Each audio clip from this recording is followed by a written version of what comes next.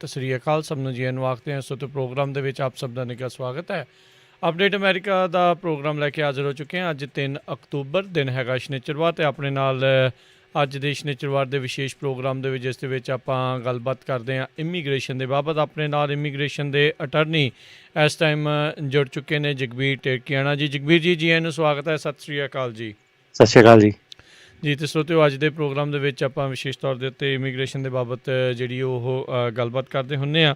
ਸੋ ਕਾਫੀ ਕੁਛ ਬਦਲ ਰਿਹਾ ਆ ਇਮੀਗ੍ਰੇਸ਼ਨ ਨੂੰ ਲੈ ਕੇ, ਕਾਫੀ ਜਿਹੜੇ ਚੇਂਜਸ ਜਿਹੜੇ ਆ ਉਹ ਆ ਰਹੇ ਨੇ। ਚਲੋ ਉਮੀਦ ਕਰਦੇ ਹਾਂ ਵੀ ਕਿਸੇ ਨਾ ਕਿਸੇ ਨੂੰ ਜਿਹੜਾ ਇਸ ਦੇ ਵਿੱਚ ਜ਼ਰੂਰ ਜਿਹੜਾ ਫਾਇਦਾ ਆ ਉਹ ਹੋ ਜਾਵੇ। ਸੋ ਪ੍ਰੋਗਰਾਮ ਸ਼ੁਰੂ ਕਰਨ ਤੋਂ ਪਹਿਲਾਂ ਸਾਡੇ ਅੱਜ ਦੇ ਸਪਾਂਸਰਸ ਉਹਨਾਂ ਦਾ ਧੰਨਵਾਦ ਕਰਦੇ ਜਾਈਏ। ਖਾਲਸਾ ਇੰਸ਼ੋਰੈਂਸ ਏਜੰਸੀ ਵਾਲੇ, ਜਿਨ੍ਹਾਂ ਦੇ ਕੋਲੋਂ ਤੁਸੀਂ ਹਰ ਇੱਕ ਤਰੀਕੇ ਦੀ ਇੰਸ਼ੋਰੈਂਸ ਕਰਵਾ ਸਕਦੇ ਹੋ। ਇੰਸ਼ੋਰੈਂਸ ਬਾਰੇ ਪਤਾ ਕਰਨ ਲਈ ਕਾਲ ਕਰ ਸਕਦੇ ਹੋ ਨੰਬਰ 4082722500 4082722500। ਇਸ ਨੰਬਰ ਦੇ ਉੱਤੇ ਕਾਲ ਕਰੋ। ਕਾਲ ਕਰਕੇ ਤੁਸੀਂ ਇਹਨਾਂ ਦੇ ਨਾਲ ਤੁਸੀਂ ਸੰਪਰਕ ਕਰ ਸਕਦੇ ਹੋ। ਇਸ ਦੇ ਨਾਲ ਅਮਰਜੀਤ ਸਿੰਘ ਦੋਸਾਂਝ, ਅਮਰਜੀਤ ਸਿੰਘ ਬੈਂਸ, ਸਤਨਾਮ ਸਿੰਘ ਯੂਨੀਵਰਸਿਟੀ, ਸਤਨਾਮ ਸਿੰਘ ਯੂਨੀਵਰਸਿਟੀ, ਮਨਜੀਤ ਸਿੰਘ ਕਲੋਵਿਸ, ਇਹਨਾਂ ਸਾਰਿਆਂ ਦਾ ਅਸੀਂ ਬਹੁਤ ਬਹੁਤ ਜਿਹੜਾ ਜੀ ਧੰਨਵਾਦ ਕਰਦੇ ਹਾਂ। ਬੂਟਾ ਸਿੰਘ ਹੇਅਰ ਯੂਨੀਵਰਸਿਟੀ, ਪਰਮਜੀਤ ਸਿੰਘ ਦਿਓਲ, ਹਰਪ੍ਰੀਤ ਸਿੰਘ ਫਰੈਜ਼ਨੋ, ਗੁਰਮੇਲ ਸਿੰਘ ਬਲਬੀਰ ਵਾਸੀ Sausalito, Karnail Singh Randhawa, Gurbachan Nagra Sacramento, Mahinder Dhaliwal, Amarjit Singh, Harbans Kaur Tong, Sulakhan Singh Tong Bakersfield, Harbhajan Singh Sidhu, Lakhbir Singh Samra Texas, Davinder Singh, Sukhwinder Kaur Pennsylvania, Harjit Singh Lathrop Antelope truck stop Burns Wyoming, Kuldeep Singh Missouri City. ਇਹਨਾਂ ਸਾਰਿਆਂ ਦਾ ਬਹੁਤ ਬਹੁਤ ਧੰਨਵਾਦ। ਜੇਕਰ ਤੁਸੀਂ ਜਾਂ ਕੋਈ ਹੋਰ ਕਾਰੋਬਾਰ ਇਸ ਪ੍ਰੋਗਰਾਮ ਨੂੰ ਸਪਾਂਸਰ ਕਰਨਾ ਚਾਹੁੰਦੇ ਹੋ, ਸੰਪਰਕ ਕਰ ਸਕਦੇ ਹੋ ਨੰਬਰ 4087227698 ਦੇ ਉੱਤੇ 4087227698 ਦੇ ਉੱਤੇ। ਸੋ ਅੱਜ ਜਿਹੜੇ ਕਾਫੀ ਚੇਂਜਿਸ ਆਪਾਂ ਦੇਖ ਰਹੇ ਹਾਂ ਵੀ ਆ ਰਹੇ ਹੈਗੇ ਜਗਬੀਰ ਟੇਕਿਆਣਾ ਜੀ। ਸੋ ਅੱਜ ਦੀ ਮੇਨ ਕਿਹੜੇ ਚੇਂਜਿਸ ਦੇ ਉੱਤੇ ਜਿਹੜੀ ਆਪਾਂ ਗੱਲਬਾਤ ਕਰਾਂਗੇ? ਇੱਕ ਤਾਂ ਇੰਪਲੋਇਮੈਂਟ ਆਥੋਰਾਈਜੇਸ਼ਨ ਜਿਹੜੇ ਡਾਕੂਮੈਂਟ EAD ਆ, ਉਸ ਦੀ ਪ੍ਰਿੰਟਿੰਗ ਦੇ ਵਿੱਚ ਡਿਲੇਜ਼ ਦੀਆਂ ਚਰਚਾਵਾਂ ਚੱਲ ਰਹੀਆਂ ਨੇ ਜੀ। ਜਿਹੜਾ employment authorisation document EAD card ਜਾਂ ਵਰਕ ਪਰਮਿਟ ਵੀ ਜਿਹਨੂੰ ਕਹਿ ਦਿੰਦੇ ਆਪਾਂ, ਉਹ ਜਦੋਂ ਵਰਕ ਪਰਮਿਟ ਅਪਰੂਵ ਕਰਦੇ ਸੀਗੇ, ਇੱਕ ਪੇਪਰ ਅਪਰੂਵਲ ਦਿੰਦੇ ਸੀਗੇ ਅਤੇ ਨਾਲ ਹੀ ਜਿਹੜਾ ਐਕਚੁਅਲ ਕਾਰਡ ਸੀਗਾ ਉਹ ਤੁਹਾਡਾ ਨਾਲ ਆ ਜਾਂਦਾ ਸੀਗਾ 1-2 ਦਿਨ ਦੇ ਵਿੱਚ।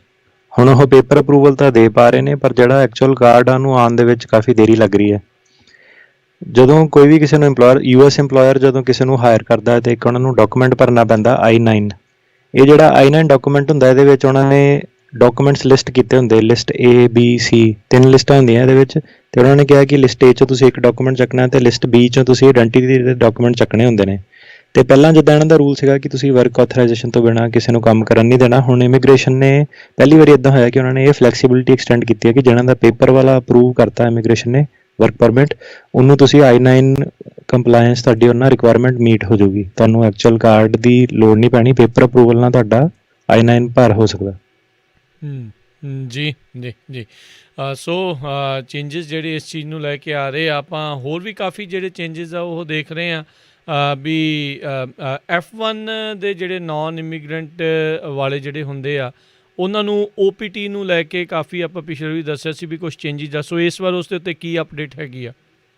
ਜੀ, F1 ਆਪਾਂ ਸਟੂਡੈਂਟ ਵੀਜ਼ੇ ਨੂੰ ਕਹਿੰਦੇ ਆ ਜੀ। ਜਿਹੜਾ ਸਟੂਡੈਂਟ ਵੀਜ਼ਾ ਸਟੂਡੈਂਟ ਜਦੋਂ ਇੱਥੇ ਪੜ੍ਹ ਲੈਂਦਾ, ਡਿਗਰੀ ਆਪਣੀ ਕਰ ਲੈਂਦਾ, ਉਹਨਾਂ ਨੂੰ 1 ਸਾਲ ਦੀ ਉਹ OPT ਦਿੰਦੇ ਸੀਗੇ 12 ਮਹੀਨੇ ਦੀ। ਅਤੇ ਜਿਹੜੇ STEM ਦੇ ਸਟੂਡੈਂਟ ਹੁੰਦੇ ਆ, ਸਾਇੰਸ, ਟੈਕਨੋਲੋਜੀ, ਇੰਜੀਨੀਅਰਿੰਗ ਅਤੇ ਮੈਥਮੈਟਿਕਸ, ਉਹਨਾਂ ਨੂੰ ਅੱਗੇ 2 ਸਾਲ ਹੋਰ OPT ਮਿਲਦੀ ਸੀ, ਟੋਟਲ 3 ਸਾਲ ਮਿਲਦੀ ਸੀਗੀ। ਅਤੇ US ਦੇ ਵਿੱਚ ਹੁੰਦਾ ਕੀ ਸੀਗਾ ਕਿ ਜਦੋਂ ਇੰਜੀਨੀਅਰਸ ਆਉਂਦੇ ਸੀ, ਸਾਰਿਆਂ ਨੂੰ ਡਾਇਰੈਕਟ ਜੋਬ ਤਾਂ ਨਹੀਂ ਮਿਲਦੀ ਸੀਗੀ।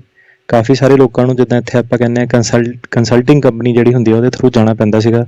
ਕੰਸਲਟਿੰਗ ਕੰਪਨੀਆਂ ਵਾਲੇ ਕੀ ਕਰਦੇ ਸੀਗੇ ਕਿ ਉਹ ਜਿਹੜੇ ਸਟੂਡੈਂਟਸ ਨੂੰ ਟ੍ਰੇਨ ਕਰਦੇ ਸੀਗੇ ਥੋੜ੍ਹਾ ਜਿਹਾ, ਅਤੇ ਫਿਰ ਉਹ ਅੱਗੇ ਉਹਨਾਂ ਨੂੰ ਕੰਪਨੀਆਂ 'ਤੇ ਕੰਟਰੈਕਟ ਕਰਦੇ ਸੀਗੇ ਥਰਡ ਪਾਰਟੀ 'ਤੇ।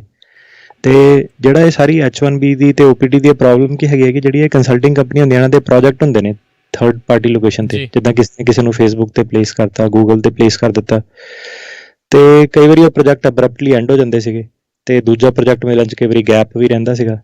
ਅਤੇ ਜਿਹੜੇ H1B ਦੇ ਤਾਂ ਬੜੇ ਸਟ੍ਰਿਕਟ ਰੂਲ ਸੀ, ਉਹਨਾਂ ਨੂੰ ਤਾਂ ਇਮੀਗ੍ਰੇਸ਼ਨ ਨੇ ਕਿਹਾ ਸੀ ਕਿ ਤੁਸੀਂ ਨਾਲੋਂ ਨਾਲ ਹੀ ਨਵੀਂ ਪਟੀਸ਼ਨ ਫਾਈਲ ਕਰਨੀ ਹੈ। OPT ਦਾ ਥੋੜ੍ਹਾ ਜਿਹਾ ਜੇ ਇੱਦਾਂ ਸੀਗਾ ਕਿ ਨਹੀਂ ਪਤਾ ਲੱਗਦਾ ਸੀਗਾ, ਇੰਪਲੋਇਰ ਪੇਰੋਲ ਰਨ ਕਰਦਾ ਰਹਿੰਦਾ ਸੀਗਾ, 1-2 ਦਿਨ ਇੱਧਰ ਉੱਧਰ ਹੋ ਜਾਂਦੇ ਸੀਗੇ, ਨਹੀਂ ਪਤਾ ਚੱਲਦਾ ਸੀਗਾ। ਅਤੇ ਹੁਣ ਉਹਨਾਂ ਨੇ ਵਾਰਨਿੰਗ ਦਿੱਤੀ ਹੈ ਕਿ ਜਿਹੜੇ ਤੁਸੀਂ ਰਾਈਟ ਵੇ ਆਪਣਾ ਜਿਹੜਾ ਤੁਹਾਡੀ ਲੋਕੇਸ਼ਨ ਹੈ, ਪ੍ਰੋਜੈਕਟ ਹੈਗਾ, ਤੁਸੀਂ ਅਪਡੇਟ ਰੱਖਣਾ ਹੈ ਸਰਵਿਸ ਦੇ ਵਿੱਚ। ਜੇ ਤੁਸੀਂ ਅਪਡੇਟ ਨਹੀਂ ਰੱਖੋਗੇ ਉਹ ਤੁਹਾਡੀ ਅਨਇੰਪਲੋਇਮੈਂਟ ਵਾਇਓਲੇਸ਼ਨ ਮੰਨੀ ਜਾਊਗੀ।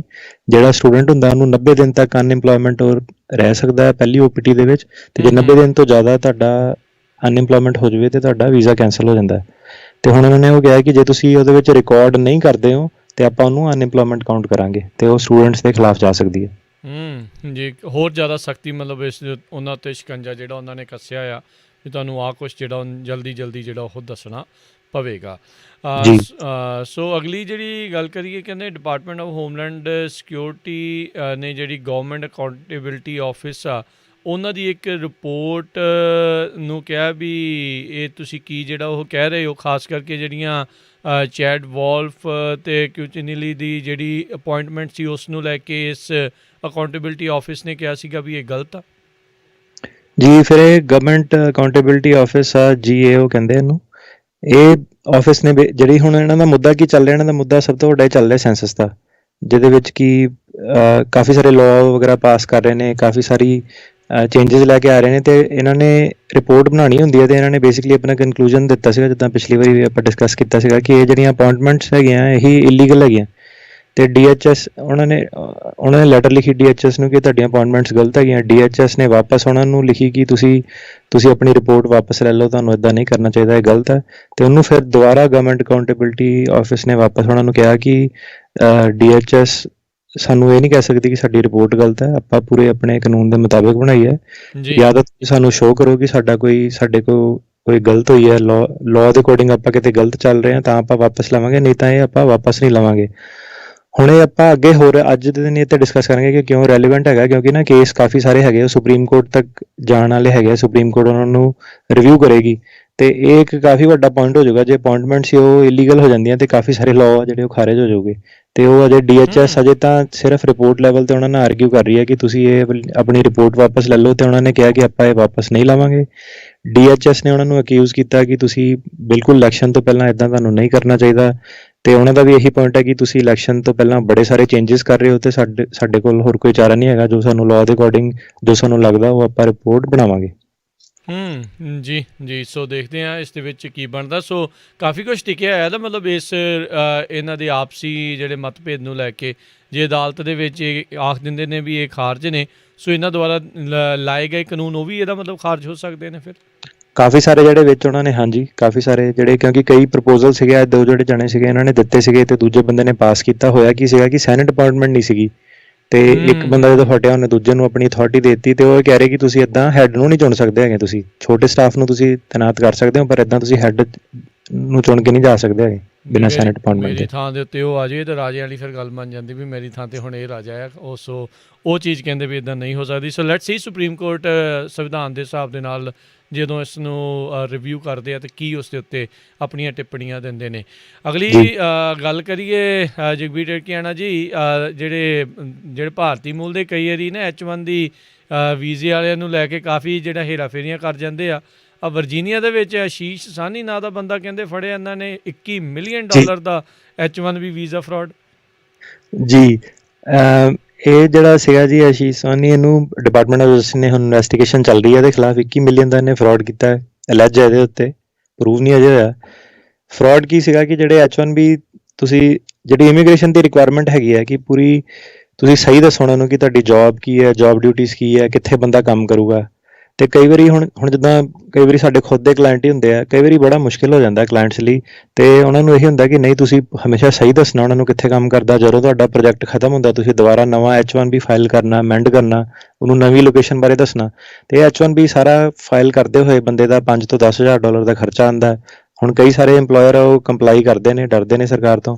ਪਰ ਹੁਣ ਜਿੱਦਾਂ ਇਹ ਸੀਗਾ, ਇਹਨੇ ਕਹਿੰਦੇ 4 ਕੰਪਨੀਆਂ ਰਨ ਕਰ ਰਿਹਾ ਸੀਗਾ, ਕਾਫੀ ਇਹਨੇ ਬਾਹਰੋਂ ਬੰਦੇ ਬੁਲਾਏ, ਤੇ ਜਿਹੜੀਆਂ ਜੌਬ ਡਿਊਟੀਆਂ ਸੀਗੀਆਂ ਉਹ ਜਿੱਦਾਂ ਦੱਸੀਆਂ ਕੁਛ ਆ ਪੇਪਰ 'ਚ, ਤੇ ਐਕਚੁਅਲੀ ਬੰਦੇ ਜਾ ਕੇ ਕੰਮ ਹੋਰ ਕਰਦੇ ਸੀ। ਮੈਂ ਕਹਿ ਦਵਾਂ ਕਿ ਬੰਦਾ ਸੌਫਟਵੇਅਰ ਡਿਵੈਲਪਰ ਆ, ਤੇ ਸੌਫਟਵੇਅਰ ਡਿਵੈਲਪਰ ਦਾ ਕੰਮ ਜਿੱਦਾਂ ਥੋੜ੍ਹਾ ਜਿਹਾ ਟੈਕਨੀਕਲ ਹੁੰਦਾ, ਇਮੀਗ੍ਰੇਸ਼ਨ ਉਹਨੂੰ ਅਪਰੂਵ ਛੇਤੀ ਕਰ ਦਿੰਦੀ ਆ, ਪਰ ਜਿਹੜਾ ਐਕਚੁਅਲੀ ਬੰਦਾ ਹੈਗਾ ਉਹ ਜਾ ਕੇ ਟੈਸਟਿੰਗ ਜਾਂ ਕੁਆਲਿਟੀ ਅਸ਼ੋਰੈਂਸ ਇੱਦਾਂ ਦਾ ਛੋਟਾ ਕੰਮ ਕਰਦਾ ਸੀ, ਹੈ ਨਾ। ਤੇ ਕਈ ਵਾਰੀ ਉਹਨੇ ਝੂਠੇ ਪ੍ਰੋਜੈਕਟ ਬਣਾ ਕੇ ਲਾਏ ਹੋਏ ਸੀ ਕਿ ਬੰਦਾ ਆ ਜਾਵੇ ਇੱਥੇ, ਫਿਰ ਬਾਅਦ 'ਚ ਦੇਖਦੇ ਹਾਂ ਕਿੱਥੇ ਪਲੇਸ ਹੋਊਗਾ, ਤੇ ਐਕਚੁਅਲ ਉਸ ਟਾਈਮ ਤੇ ਪ੍ਰੋਜੈਕਟ ਐਗਜ਼ਿਸਟ ਨਹੀਂ ਕਰਦੇ ਸੀਗੇ। ਤੇ ਇਹ ਚੀਜ਼ ਨੂੰ ਇਮੀਗ੍ਰੇਸ਼ਨ ਕਾਫੀ ਇਨਵੈਸਟੀਗੇਟ ਕਰਦੀ ਹੈ, ਉਹ ਕਹਿੰਦੇ ਕਿ ਇਹ ਅਨਫੇਅਰ ਹੈਗਾ, ਤੁਹਾਡੇ ਕੋਲ ਜੇ ਪ੍ਰੋਜੈਕਟ ਹੈਗਾ ਤਾਂ ਤੁਸੀਂ ਫਾਈਲ ਕਰੋ। ਤੁਸੀਂ ਇਹ ਨਹੀਂ ਕਿ ਆਪਣਾ ਨਕਲੀ ਪ੍ਰੋਜੈਕਟ ਦਿਖਾ ਕੇ ਤੇ ਇੰਡੀਆ ਤੋਂ ਤੁਸੀਂ ਬੰਦਾ ਮੰਗਾ ਲਓ ਕਿ ਇੱਥੇ ਜੌਬ ਐਗਜ਼ਿਸਟ ਕਰਦੀ ਆ ਤੇ ਬਾਅਦ 'ਚ ਬੰਦਾ ਆ ਕੇ ਕੋਈ ਹੋਰ ਕੰਮ ਕਰੀ ਜਾਵੇ। ਤੇ ਉਹ ਫਿਰ ਇਹਨਾਂ ਦੀ ਜਦੋਂ ਉਹਨਾਂ ਨੇ ਕੈਲਕੂਲੇਸ਼ਨ ਕੀਤੀ 2011 ਤੋਂ 2016 ਦੇ ਵਿੱਚ ਕਈ ਵਾਇਓਲੇਸ਼ਨ ਸੀਗੀਆਂ ਤੇ 21 ਮਿਲੀਅਨ ਦਾ ਫਰਾਡ ਕੀਤਾ ਇਹਨੇ। ਇਹ ਕਥਿਤ ਤੌਰ ਦੇ ਉੱਤੇ ਜਿਹੜਾ ਉਸ ਦੇ ਉੱਤੇ ਹੁਣ ਦੋਸ਼ ਲੱਗੇ ਨੇ। ਸੋ ਲੈਟਸ ਸੀ ਅਦਾਲਤ ਦੇ ਵਿੱਚ ਕੀ ਜਿਹੜਾ ਇਸ ਦੇ ਵਿੱਚ ਫੈਸਲਾ ਜਿਹੜਾ ਆਉਂਦਾ ਆ। ਅਤੇ ਅਗਲੀ ਜਿਹੜੀ ਜਗਬੀਰ ਜੀ ਗੱਲ ਕਰਦੇ ਜਾਈਏ, ਕਹਿੰਦੇ ਸਟੇਟ ਡਿਪਾਰਟਮੈਂਟ ਨੇ ਕਈ ਲੋਕਾਂ ਨੂੰ ਇੰਟਰਵਿਊ ਵੇਵਰ ਜਿਹੜੇ ਦੇ ਰਹੇ ਸੀਗੇ ਉਸ ਦੀ ਐਲੀਜੀਬਿਲਟੀ ਨੂੰ ਹੋਰ ਵਧਾਇਆ ਕੁਛ ਕਿ ਜਿਹੜੇ ਨਾਨ ਇਮੀਗਰੈਂਟ ਜਿਹੜੇ ਆ ਲੋਕਾਂ ਦੇ ਲਈ। ਜੀ ਵੇਵਰ ਪਹਿਲਾਂ ਦੱਸ ਦੇਵਾਂ ਮੈਂ, ਮੈਨੂੰ ਪਤਾ ਬਾਅਦ 'ਚ ਸਵਾਲ ਕਈਆਂ ਨੇ ਪੁੱਛਣੇ ਕਿ ਹਰੇਕ ਚੀਜ਼ ਨੂੰ ਵੇਵਰ ਨਹੀਂ ਲੱਗਦਾ। ਜਿੱਦਾਂ ਕਈ ਵੀਜ਼ੇ ਹੁੰਦੇ ਸੀਗੇ, ਸਪੈਸ਼ਲੀ ਜਿੱਦਾਂ H1B ਹੁੰਦਾ ਸੀਗਾ ਜਿਹੜਾ ਆਲਰੇਡੀ ਵੀਜ਼ਾ ਲਗਵਾ ਕੇ ਗਿਆ, ਉਹਦਾ ਰੂਲ ਕੀ ਸੀਗਾ ਕਿ ਜਦੋਂ ਇੰਡੀਆ ਜਾਂਦਾ ਸੀਗਾ ਬੰਦਾ, ਉਹਨੂੰ ਹੁਣ ਇੱਕ ਵਾਰੀ ਉਹ ਇੰਟਰਵਿਊ ਤੇ ਆਲਰੇਡੀ ਪੇਸ਼ ਹੋ ਗਿਆ ਹੈ ਨਾ, ਦੂਸਰੀ ਵਾਰੀ ਜਦੋਂ ਸਾਲ ਦੇ ਅੰਦਰ ਜਾਂਦਾ ਸੀਗਾ ਉਹ ਕਹਿੰਦੇ ਤੁਹਾਨੂੰ ਆ ਕੇ ਵੀਜ਼ਾ ਸਟੈਂਪ ਲਵਾਉਣ ਦੀ ਲੋੜ ਨਹੀਂ ਹੈਗੀ H1B ਦੀ। ਤੁਸੀਂ ਇੱਕ ਉਹਨਾਂ ਨੇ ਡ੍ਰੌਪ ਬਾਕਸ ਬਣਾਇਆ ਸੀਗਾ, ਜਿੱਦਾਂ ਜਲੰਧਰ, ਚੰਡੀਗੜ੍ਹ, ਹਰ ਜਗ੍ਹਾ ਲੋਕੇਸ਼ਨ ਸੀਗੀ, ਤੁਸੀਂ ਆਪਣਾ ਪਾਸਪੋਰਟ ਵਗੈਰਾ ਜਮ੍ਹਾਂ ਕਰਾ ਦਿਓ ਤੇ ਕਾਫੀ ਸਾਰੇ 80-90% ਲੋਕਾਂ ਦੇ ਵੀਜ਼ੇ ਉਹ ਸਿੱਧੇ ਲਾ ਕੇ ਭੇਜ ਦਿੰਦੇ ਸੀਗੇ। ਤੇ ਜਿਹੜੇ ਬਾਕੀ ਜਿੱਥੇ ਕੋਈ ਉਹਨਾਂ ਨੂੰ ਕੁਐਸਚਨ ਹੁੰਦਾ ਸੀਗਾ ਉਹਨਾਂ ਨੂੰ ਇੰਟਰਵਿਊ ਕਰਦੇ ਸੀਗੇ। ਤੇ ਹੁਣ ਕਿਉਂਕਿ ਇਹਨਾਂ ਦੀ ਸਟਾਫਿੰਗ ਬੜੀ ਜ਼ਿਆਦਾ ਸ਼ਾਰਟ ਹੈ, ਜਿਹੜਾ ਉਹ 12 ਮਹੀਨੇ ਦਾ ਟਾਈਮ ਸੀਗਾ ਉਹਨਾਂ ਨੇ 24 ਮਹੀਨੇ ਕਰਤਾ ਜੀ। ਤੇ 2 ਸਾਲ ਤੱਕ, ਮਤਲਬ ਜੇ ਕਿਸੇ ਦਾ H1B ਵੀਜ਼ਾ ਪਹਿਲਾਂ ਲੱਗਿਆ ਸੀਗਾ 2 ਸਾਲ ਦੇ ਅੰਦਰ ਵਾਪਸ ਜਾ ਰਿਹਾ ਇੰਡੀਆ, ਜਦੋਂ ਕੋਵਿਡ ਖੁੱਲ ਜਾਂਦਾ ਤੇ ਉਹ ਜਿਹੜੇ ਡ੍ਰੌਪ ਬਾਕਸ ਦੀ ਸੀਗੀ 2 ਸਾਲ ਦੇ ਅੰਦਰ ਉਹਨੂੰ ਦੁਬਾਰਾ ਇੰਟਰਵਿਊ ਤੇ ਪੇਸ਼ ਨਹੀਂ ਹੋਣਾ ਪਊਗਾ, ਡ੍ਰੌਪ ਬਾਕਸ ਤੇ ਉਹ ਆਪਣਾ ਵੀਜ਼ਾ ਆਪਣਾ ਪਾਸਪੋਰਟ ਡ੍ਰੌਪ ਕਰਕੇ ਵੀਜ਼ਾ ਲਵਾ ਸਕਦਾ। ਇਹ ਜਿਹੜਾ ਆ ਰਾਈਟ ਨਾਓ ਸਿਰਫ H1B ਵਾਸਤੇ ਹੀ ਆ ਜਾਂ ਹੋਰ ਵੀ ਇਸ ਤੋਂ ਇਲਾਵਾ ਵੀ ਕਿਸੇ ਚੀਜ਼ ਦੇ ਲਈ ਇਹਨਾਂ ਨੇ ਐਕਸਪੈਂਡ ਕੀਤਾ ਆ? ਇੰਪਲੋਇਮੈਂਟ ਬੇਸਡ ਦੇ ਵਾਸਤੇ ਹੀ ਹੈਗਾ ਇਹ, ਫੈਮਿਲੀ ਬੇਸ ਵਾਸਤੇ ਨਹੀਂ ਹੈਗਾ। ਫੈਮਿਲੀ ਬੇਸ ਵਾਸਤੇ ਨਹੀਂ ਹੈ। ਸੋ ਇਹ ਆਪਾਂ ਕਲੀਅਰਲੀ ਆਪਣੇ ਸਰੋਤਿਆਂ ਨੂੰ ਦੱਸਦੇ ਜਾਈਏ ਵੀ ਵੇਵਰ ਇਹਦੇ ਵਿੱਚ ਨਹੀਂ ਮਿਲਣਾ, ਸਿਰਫ H1B ਵਾਲੇ ਜਿਹੜੇ ਹੈਗੇ ਇੰਪਲੋਇਮੈਂਟ ਬੇਸਡ ਉਸ ਦੇ ਆਧਾਰ ਦਿੱਤੇ ਆ। ਫੀਸਾਂ ਵਧਣ ਜਾ ਰਹੀਆਂ ਸੀਗੀਆਂ, USCIS ਦਾ ਕਿੰਨਾ ਰੌਲਾ ਆਪਾਂ ਸੁਣਦੇ ਰਹੇ ਵੀ ਸਾਡੇ ਕੋਲ ਨਹੀਂ ਕੰਮ ਹੋਣਾ, ਸਾਡੇ ਡਾਲਰ ਥੁੜ ਗਏ ਆ ਜੀ, ਆਹ ਹੋ ਗਿਆ ਉਹ ਹੋ ਗਿਆ, ਫੀਸਾਂ ਲੱਗੀਆਂ ਵਧਾਉਣ। ਫਿਰ ਉਹਦੇ ਖਿਲਾਫ ਲਾ ਸੂਟ ਹੋਏ, ਇੱਕ ਅਦਾਲਤ ਨੇ ਤਾਂ ਕਿਹਾ ਵੀ ਨਹੀਂ ਜੀ ਤੁਸੀਂ ਵਧਾ ਨਹੀਂ ਸਕਦੇ। ਸੋ ਹੁਣ 2 ਲਾ ਸੂਟ ਜਿਹੜੇ ਚੱਲ ਰਹੇ ਨੇ ਇਸ ਫੀ ਜਿਹੜਾ ਚੇਂਜ ਕੀਤੀ ਹੈ ਰੂਲ ਨੂੰ ਲੈ ਕੇ।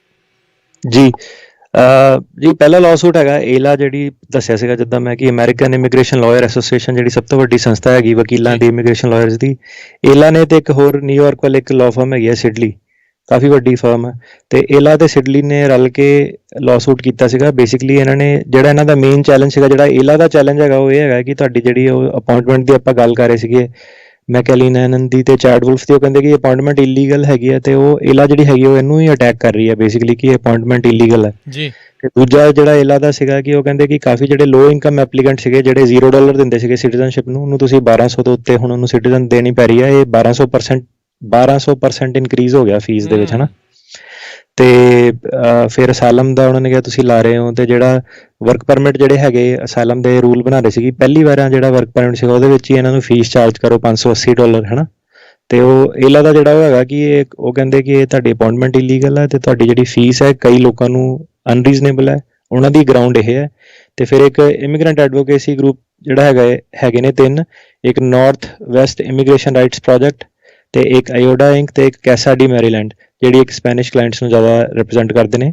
ਇਹਨਾਂ ਦਾ ਜਿਹੜਾ ਲਾਅ ਸੂਟ ਹੈ ਉਹ ਥੋੜ੍ਹਾ ਜਿਹਾ ਡਿਫਰੈਂਟ ਹੈ। ਉਹ ਕਹਿੰਦੇ ਕਿ ਉਹਨਾਂ ਨੇ ਆਪਣੀ ਕੈਲਕੂਲੇਸ਼ਨ ਕਰਕੇ ਆਏ ਨੇ, ਉਹ ਕਹਿੰਦੇ ਕਿ ਜਿਹੜੇ ਫੀਸ ਵੱਧ ਰਹੀ ਹੈਗੀ ਆ ਇਹ ਜਿਹੜੀ ਫੀਸ ਹੈਗੀ ਆ ਤੁਸੀਂ ਹੈਰਾਨ ਹੋਵੋਗੇ ਕਿ ਕੈਲਕੂਲੇਟ ਕਰਕੇ $1 ਬਿਲੀਅਨ ਬਣਦੀ ਹੈਗੀ ਸਾਲ ਦੇ ਵਿੱਚ। ਉਹ ਕਹਿੰਦੇ ਕਿ ਤੁਸੀਂ ਇਹ $1 ਬਿਲੀਅਨ ਜਿਹੜਾ ਹੈਗਾ ਇਮੀਗ੍ਰੈਂਟਸ ਤੋਂ ਐਕਸਟੋਰਟ ਨਹੀਂ ਕਰ ਸਕਦੇ। ਜਿਹੜਾ ਉਹਨਾਂ ਦਾ ਲਾਅ ਸੂਟ ਹੈ ਉਹ ਡਿਫਰੈਂਟ ਹੈਗਾ। ਤੇ ਹੁਣ ਇਹ ਜਿੱਦਾਂ ਦੱਸਿਆ ਸੀਗਾ ਪਿਛਲੀ ਵਾਰੀ ਕਿ ਕੈਲੀਫੋਰਨੀਆ ਦੇ ਫੈਡਰਲ ਜੱਜ ਨੇ ਬਲੌਕ ਕਰ ਦਿੱਤਾ ਸੀਗਾ ਤੇ ਜੀ 2 ਤਰੀਕ ਨੂੰ ਵਧਣੀ ਸੀਗੀ, ਜਿਹਦੇ ਕਰਕੇ ਕਿ ਕਾਫੀ ਕਨਫਿਊਜ਼ਨ ਹੋਈ ਹੈ।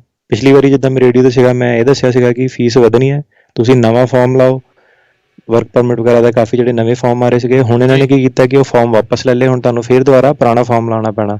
ਤੇ ਜਿਹੜਾ ਵੀ ਹੁਣ ਇਹਨੂੰ ਸੁਣ ਰਿਹਾ, ਜਿਹੜਾ ਕਿਸੇ ਦੀ ਹੈਲਪ ਕਰਦਾ ਅੱਗੇ ਪੇਪਰ ਪੂਪਰ ਬਣਾਉਣ 'ਚ, ਉਹਨੂੰ ਮੈਂ ਦੱਸ ਦਿੰਦਾ ਕਿ ਫਾਰਮ ਫਿਰ ਦੁਬਾਰਾ ਤੁਹਾਡੇ ਪੁਰਾਣੇ ਹੀ ਲੱਗਣੇ ਨੇ ਤੇ ਫੀਸ ਤੁਹਾਡੀ ਪੁਰਾਣੀ ਲੱਗਣੀ ਹੈ। ਜੇ ਤੁਸੀਂ ਨਵਾਂ ਫਾਰਮ ਤਾਂ ਨਵੀਂ ਫੀਸ ਲਾ ਕੇ ਭੇਜਦੇ ਹੋ, ਇਮੀਗ੍ਰੇਸ਼ਨ ਉਹਨੂੰ ਵਾਪਸ ਕਰ ਦੂਗੀ ਜੀ। ਇਹ ਨਾ ਐਵਰੀ ਡੇ ਇੱਕ ਹਿਸਾਬ ਦੇ ਨਾਲ ਐਵਰੀ ਵੀਕ ਜਿਹੜੀ ਸਥਿਤੀ ਚੇਂਜ ਹੋ ਰਹੀ ਆ। ਸੋ ਜਿਨ੍ਹਾਂ ਨੇ ਫਾਈਲ ਕਰਨਾ, ਜਿਨ੍ਹਾਂ ਦੀਆਂ ਦੇਖੋ ਡੈਡਲਾਈਨਸ ਆ, ਉਹਨਾਂ ਨੂੰ ਤਾਂ ਫਾਈਲ ਕਰਨਾ ਹੀ ਪੈਣਾ ਆ।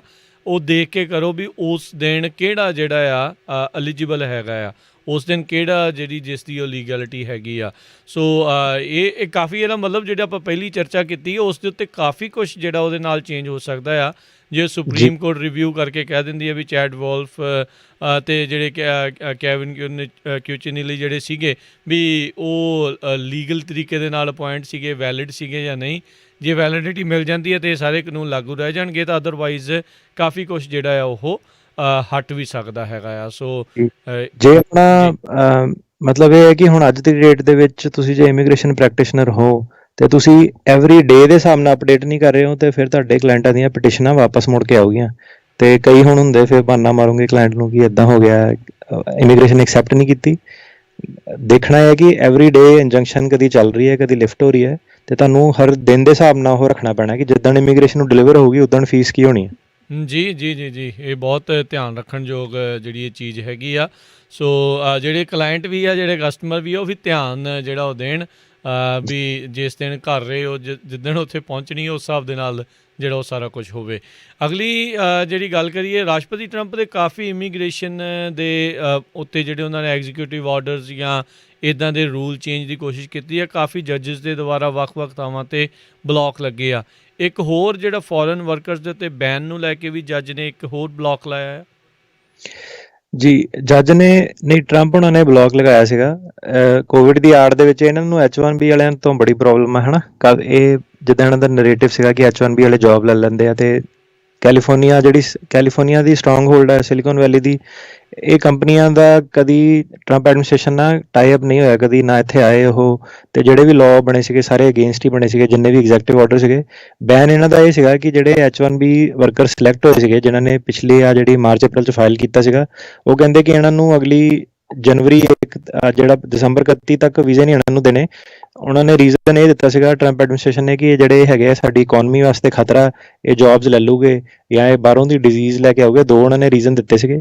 ਤੇ ਫਿਰ ਜਿਹੜੀਆਂ ਮੇਨ ਇਹਦੇ ਵਿੱਚ ਨਾ 3 ਕੰਪਨੀਆਂ ਜਿਹੜੀਆਂ ਹੈਗੀਆਂ, ਇੱਕ ਮਾਈਕਰੋਸਾਫਟ, ਇੱਕ ਗੁੱਡੀਅਰ ਟਾਇਰ ਤੇ ਐਗਜ਼ੌਨ ਮੋਬਿਲ। ਤੇ ਹੁਣ ਇਹ ਜਿਹੜੀਆਂ ਕੰਪਨੀਆਂ ਇਹ ਕਾਫੀ ਜ਼ਿਆਦਾ ਰਿਲਾਈ ਕਰਦੀਆਂ ਵਰਕਰਸ ਦੇ ਉੱਤੇ, ਸੀਜ਼ਨਲ ਵਰਕਰ ਦੇ ਉੱਤੇ, ਗੈਸਟ ਵਰਕਰ ਪ੍ਰੋਗਰਾਮ ਜਾਂ ਹੋਰ ਜਿਹੜੇ J1 ਔਪੇਅਰ ਹੋ ਗਏ।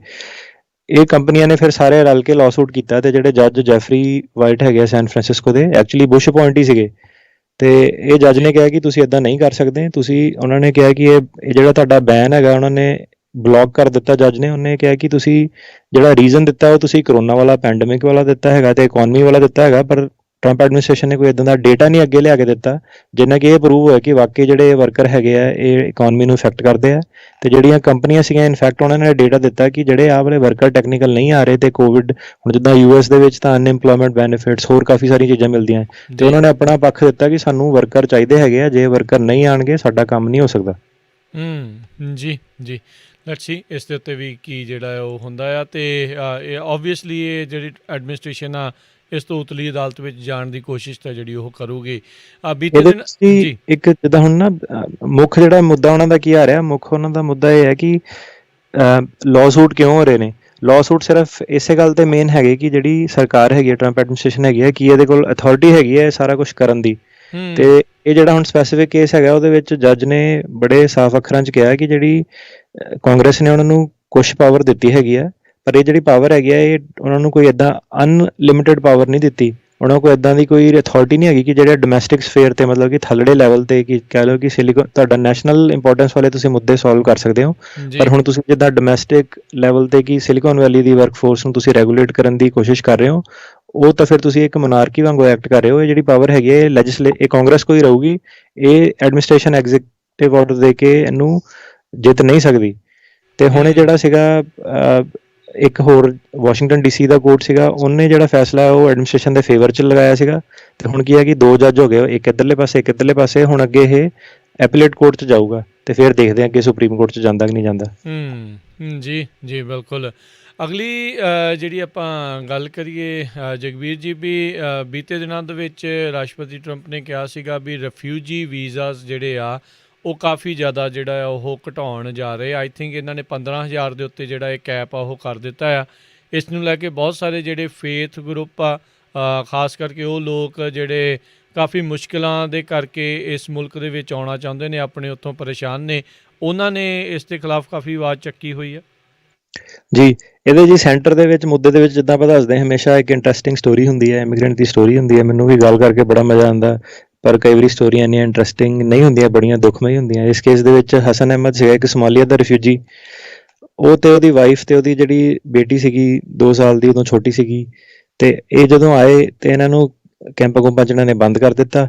ਤੇ ਕਹਿੰਦੇ 2 ਸਾਲ ਬਾਅਦ ਉਹ ਪਹਿਲੀ ਵਾਰੀ ਮਿਲੇ ਸਾਲਟ ਲੇਕ ਸਿਟੀ, ਜਦੋਂ ਇਹ ਬੰਦੇ ਨੂੰ ਛੱਡਿਆ।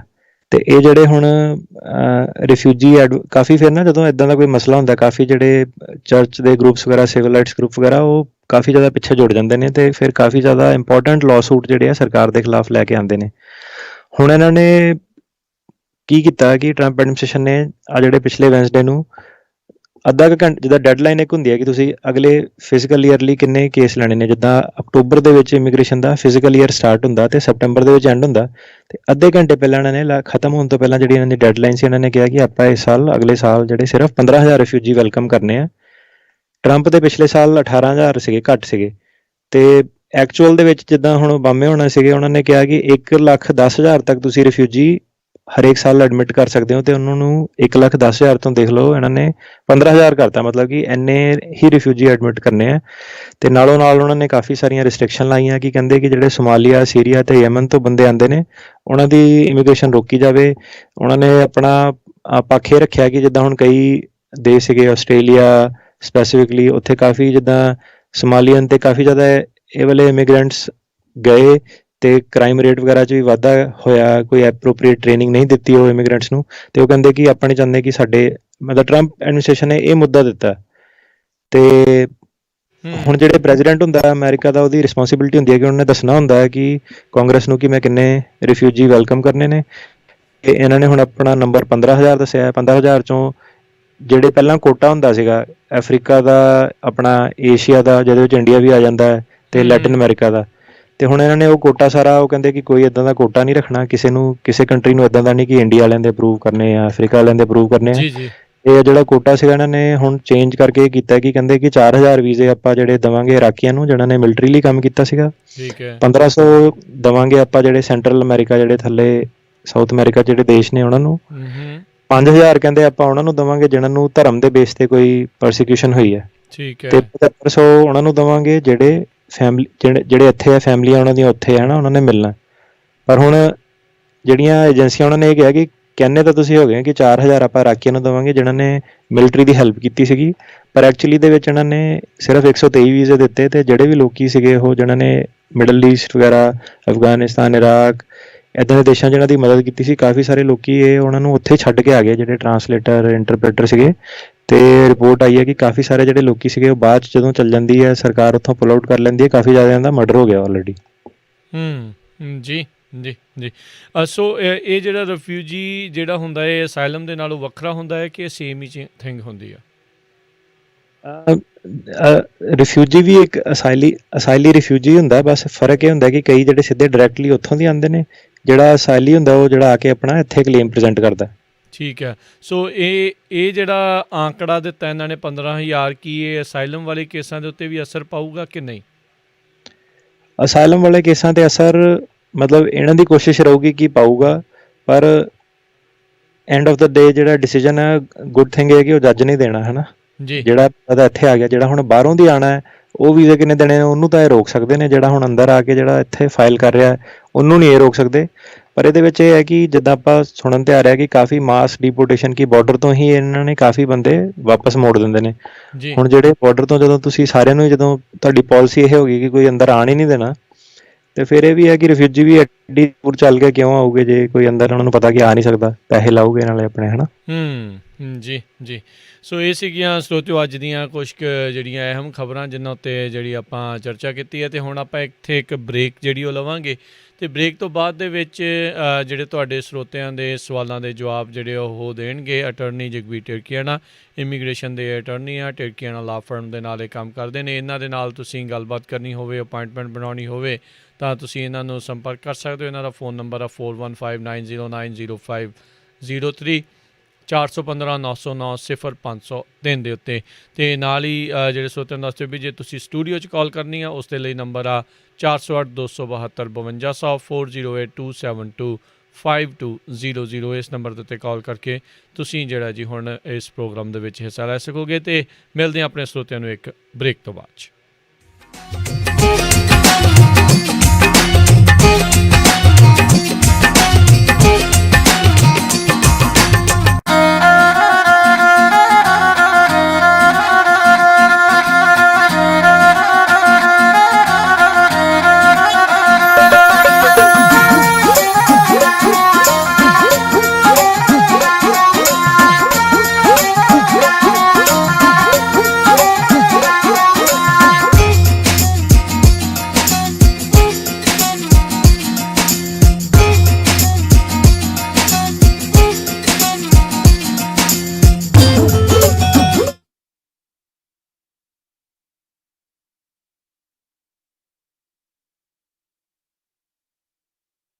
ਵਿੱਚ ਲੰਮੇ ਸਮੇਂ ਤੋਂ ਤੁਹਾਡੀ ਸੇਵਾ ਦੇ ਵਿੱਚ ਪਾਲਿਕਾ ਬਾਜ਼ਾਰ ਫ੍ਰੈਜ਼ਨੋ। ਇੱਥੋਂ ਤੁਸੀਂ ਹਰ ਤਰ੍ਹਾਂ ਦੀ ਗਰੋਸਰੀ, ਤਾਜ਼ਾ ਸਬਜ਼ੀਆਂ ਲੈ ਸਕਦੇ ਹੋ। ਆਪਣੀਆਂ ਤਾਜ਼ਾ ਮਠਿਆਈਆਂ ਦੇ ਲਈ ਪੂਰੇ ਫ੍ਰੈਜ਼ਨੋ ਤੇ ਕੈਲੀਫੋਰਨੀਆ ਦੇ ਵਿੱਚ ਜਾਣੇ ਜਾਂਦੇ ਹਨ। ਪਾਲਿਕਾ ਬਾਜ਼ਾਰ ਫ੍ਰੈਜ਼ਨੋ। ਇਹਨਾਂ ਦੇ ਸਟੋਰ ਦੇ ਵਿੱਚ ਰੈਸਟੋਰੈਂਟ ਵੀ ਹੈ ਜਿੱਥੋਂ ਤੁਸੀਂ ਹਰ ਤਰ੍ਹਾਂ ਦਾ ਖਾਣਾ ਲੈ ਸਕਦੇ ਹੋ। ਬੈਠ ਕੇ ਖਾਓ ਜਾਂ ਟੂ ਗੋ ਲੈ ਕੇ ਜਾਓ। ਟਰੱਕ ਡਰਾਈਵਰ ਵੀਰਾਂ ਦੇ ਲਈ ਵਿਸ਼ੇਸ਼ ਰੋਟੀ ਦਾ ਪ੍ਰਬੰਧ ਹੈ। ਪਹੁੰਚਣ ਤੋਂ ਪਹਿਲਾਂ ਆਰਡਰ ਕਰ ਸਕਦੇ ਹੋ। ਫੂਡ ਆਰਡਰ ਕਰਨ ਦੇ ਲਈ ਹੋਰ ਜਾਣਕਾਰੀ ਲਈ ਕਾਲ ਪਾਲਿਕਾ ਬਾਜ਼ਾਰ 559 237 3333 5592373333 ਹਾਈਵੇ 99 ਦੇ ਕਲਿੰਟਨ ਵਾਲੇ ਐਗਜ਼ਿਟ ਤੇ ਮਾਰਕਸ ਅਤੇ ਕਲਿੰਟਨ ਦੇ ਕਾਰਨਰ ਤੇ 2438 ਨਾਰਥ ਮਾਰਕਸ ਐਵੇਨਿਊ ਫ੍ਰੈਜ਼ਨੋ। ਪਾਲਿਕਾ ਬਾਜ਼ਾਰ। ਤੁਸੀਂ ਸੁਣ ਰਹੇ ਹੋ ਪੰਜਾਬੀ ਰੇਡੀਓ USA। ਆਪਣੇ ਬਿਜ਼ਨਸ ਦੀ ਐਡ ਲਈ ਕਾਲ 4087227698। ਜੇਕਰ ਤੁਹਾਡੀ 30 ਸਾਲ ਦੀ ਮਾਰਗੇਜ ਦਾ ਇੰਟਰਸਟ ਰੇਟ 3.75% ਤੋਂ ਵੱਧ ਹੈ, ਜਾਂ ਤੁਸੀਂ ਪ੍ਰਾਈਵੇਟ ਮਾਰਗੇਜ ਇੰਸ਼ੋਰੈਂਸ ਪੇ ਕਰ ਰਹੇ ਹੋ, ਜਾਂ ਫਿਰ ਡੈਬਿਟ ਕੰਸੋਲੀਡੇਟ ਕਰਕੇ ਕਿਸ਼ਤ ਛੋਟੀ ਕਰਨੀ ਹੈ, ਜਾਂ ਕੈਸ਼ ਆਊਟ ਕਰਨਾ ਚਾਹੁੰਦੇ ਹੋ, ਤਾਂ ਅੱਜ ਹੀ all time realty and mortgage ਦੇ ਓਨਰ ਅਤੇ ਬ੍ਰੋਕਰ ਸਰਦਾਰ ਅਮਨਜੋਤ ਸਿੰਘ ਹੁੰਦਲ ਨੂੰ ਕਾਲ ਕਰੋ ਅਤੇ ਆਪਣਾ ਲੋਨ ਰੀਫਾਈਨਾਂਸ ਕਰਾ ਲਵੋ। ਇੰਟਰਸਟ ਰੇਟ ਹੁਣ ਬਹੁਤ ਹੀ ਘੱਟ ਹੋਏ ਹਨ। ਇਸ ਦਾ ਫਾਇਦਾ ਲਵੋ। ਵੇਖਿਓ ਕਿਤੇ ਮੌਕਾ ਖੁੰਝ ਨਾ ਜਾਵੇ। ਜੇਕਰ ਤੁਸੀਂ ਬਿਲਡਰ ਕੋਲੋਂ ਨਵਾਂ ਘਰ ਖਰੀਦਣਾ ਹੈ ਅਤੇ 50% ਬ੍ਰੋਕਰ ਕਮਿਸ਼ਨ ਵਾਪਸ ਲੈਣਾ ਚਾਹੁੰਦੇ ਹੋ, ਤਾਂ ਪਹਿਲੀ ਵਾਰ ਘਰ ਵੇਖਣ ਜਾਣ ਸਮੇਂ ਸਰਦਾਰ ਅਮਨਜੋਤ ਸਿੰਘ ਹੁੰਦਲ ਨੂੰ ਆਪਣੇ ਨਾਲ ਲੈ ਕੇ ਜਾਵੋ। ਬਿਲਡਰ ਰਜਿਸਟ੍ਰੇਸ਼ਨ ਫਾਰਮ ਵਿੱਚ ਉਹਨਾਂ ਦਾ ਨਾਮ ਆਪਣੇ ਏਜੰਟ ਦੇ ਤੌਰ ਤੇ ਭਰਨਾ ਨਾ ਭੁੱਲਣਾ। ਸਰਦਾਰ ਹੁੰਦਲ ਬਿਲਡਰ ਵੱਲੋਂ ਉਹਨਾਂ ਨੂੰ ਕਮਿਸ਼ਨ ਵਿੱਚੋਂ 50% ਤੁਹਾਨੂੰ ਦੇ ਦੇਣਗੇ। ਨਵਾਂ ਘਰ ਬੁੱਕ ਕਰਨ, ਹੋਮ ਲੋਨ ਜਾਂ ਫਿਰ ਰੀਫਾਈਨਾਂਸ ਕਰਵਾਉਣ ਲਈ ਕਾਲ ਕਰ ਸਕਦੇ ਹੋ 5593559464 ਜਾਂ ਫਿਰ 2099186464। DRE number 01839828, NMLS ID 162808। All loans approval are subject to lender underwriting।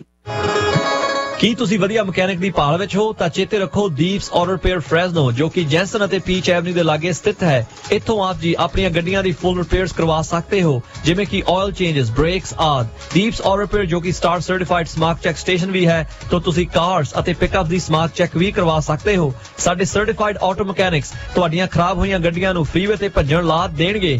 ਦੀਪਸ auto repair ਬਹੁਤ ਸਾਰੀਆਂ ਰਿਪੇਅਰਸ ਤੇ 24 ਮਹੀਨੇ ਜਾਂ 24,000 ਮੀਲ ਦੀ ਗਾਰੰਟੀ ਵੀ ਪ੍ਰਦਾਨ ਕਰਦੇ ਹਨ। ਇੱਥੋਂ ਤੁਸੀਂ ਆਪਣੀਆਂ ਗੱਡੀਆਂ ਨੂੰ ਨਵੇਂ ਟਾਇਰਸ ਵੀ ਪਵਾ ਸਕਦੇ ਹੋ ਅਤੇ ਕੂਪਨ ਕੋਡ ਗੁਰਦੀਪ ਸ਼ੇਰਗਿੱਲ ਦੱਸਣ ਤੇ ਆਪ ਜੀ ਦੀਆਂ ਗੱਡੀਆਂ ਦੇ ਨਵੇਂ ਟਾਇਰਸ ਦੀ ਫ੍ਰੀ ਅਲਾਈਨਮੈਂਟ ਵੀ ਕੀਤੀ ਜਾਵੇਗੀ। ਮੋਰ ਇਨਫੋਰਮੇਸ਼ਨ ਜਾਂ ਅਪਾਇੰਟਮੈਂਟ ਬਣਾਉਣ ਦੇ ਲਈ ਆਪ ਜੀ ਸੁਪਰਵਾਈਜ਼ਰ ਜੋਗਿੰਦਰ ਸਿੰਘ ਸੋਹਲ ਜਾਂ ਮਾਸਟਰ ਮਕੈਨਿਕ ਗੁਰਜੀਤ ਸਿੰਘ ਸੋਹਲ ਨੂੰ 5594851140 55948851140 ਤੇ ਕਾਲ ਕਰ ਸਕਦੇ ਹੋ ਔਰ ਲੌਗ ਇਨ deepsautorepair.com। ਕੁਆਲਿਟੀ ਦਾ ਨਾਮ ਦੀਪਸ ਆਟੋ ਰਿਪੇਅਰ 5594851140।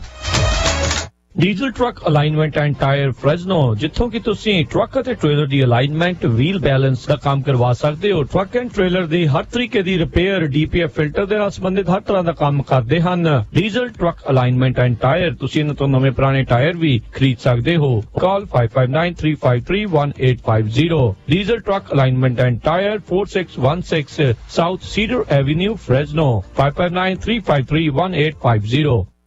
ਹੈਰੀ, ਆਪਣੀ ਵੈਡਿੰਗ ਵੀਡੀਓ ਤੇ ਐਲਬਮ ਟੌਪ ਦੀ ਹੋਣੀ ਚਾਹੀਦੀ ਹੈ। ਲੈ ਫਿਰ ਕਰ ਦਿੰਨੇ ਆ ਬੁੱਕ ਰੈੱਡ ਕੈਮਰਿਆਂ ਵਾਲੇ KB ਬਰਾੜ ਨੂੰ, ਜਿਹੜੇ zip cranes, drone, 4K ultra high definition cameras ਵਰਤਦੇ ਨੇ। ਹਾਂਜੀ, ਬੜੇ ਜਾਇਜ਼ ਰੇਟ ਤੇ ਵੈਡਿੰਗ ਲਈ ਬੜੇ ਅਫੋਰਡੇਬਲ ਪੈਕੇजेस ਨੇ ਉਹਨਾਂ ਦੇ। 6 ਹਫ਼ਤੇ ਚ ਵੀਡੀਓ ਡਿਲੀਵਰ ਕਰਦੇ ਨੇ ਤੇ ਆਨਲਾਈਨ ਫੋਟੋਜ਼ 1 ਵੀਕ ਚ ਸੇਮ ਡੇ ਐਡਿਟ, ਜੋ ਮਾਹਿਰ ਨੇ ਮਿਊਜ਼ਿਕ ਵੀਡੀਓ ਵਰਗੀਆਂ ਪ੍ਰੀ ਵੈਡਿੰਗਸ ਤੇ ਵੈਡਿੰਗ ਵੀਡੀਓਜ਼ ਬਣਾਉਣ ਵਿੱਚ। Beautiful albums, photography, birthday party, anniversary party book ਕਰਨ ਲਈ ਕਾਲ KB Brar 5596।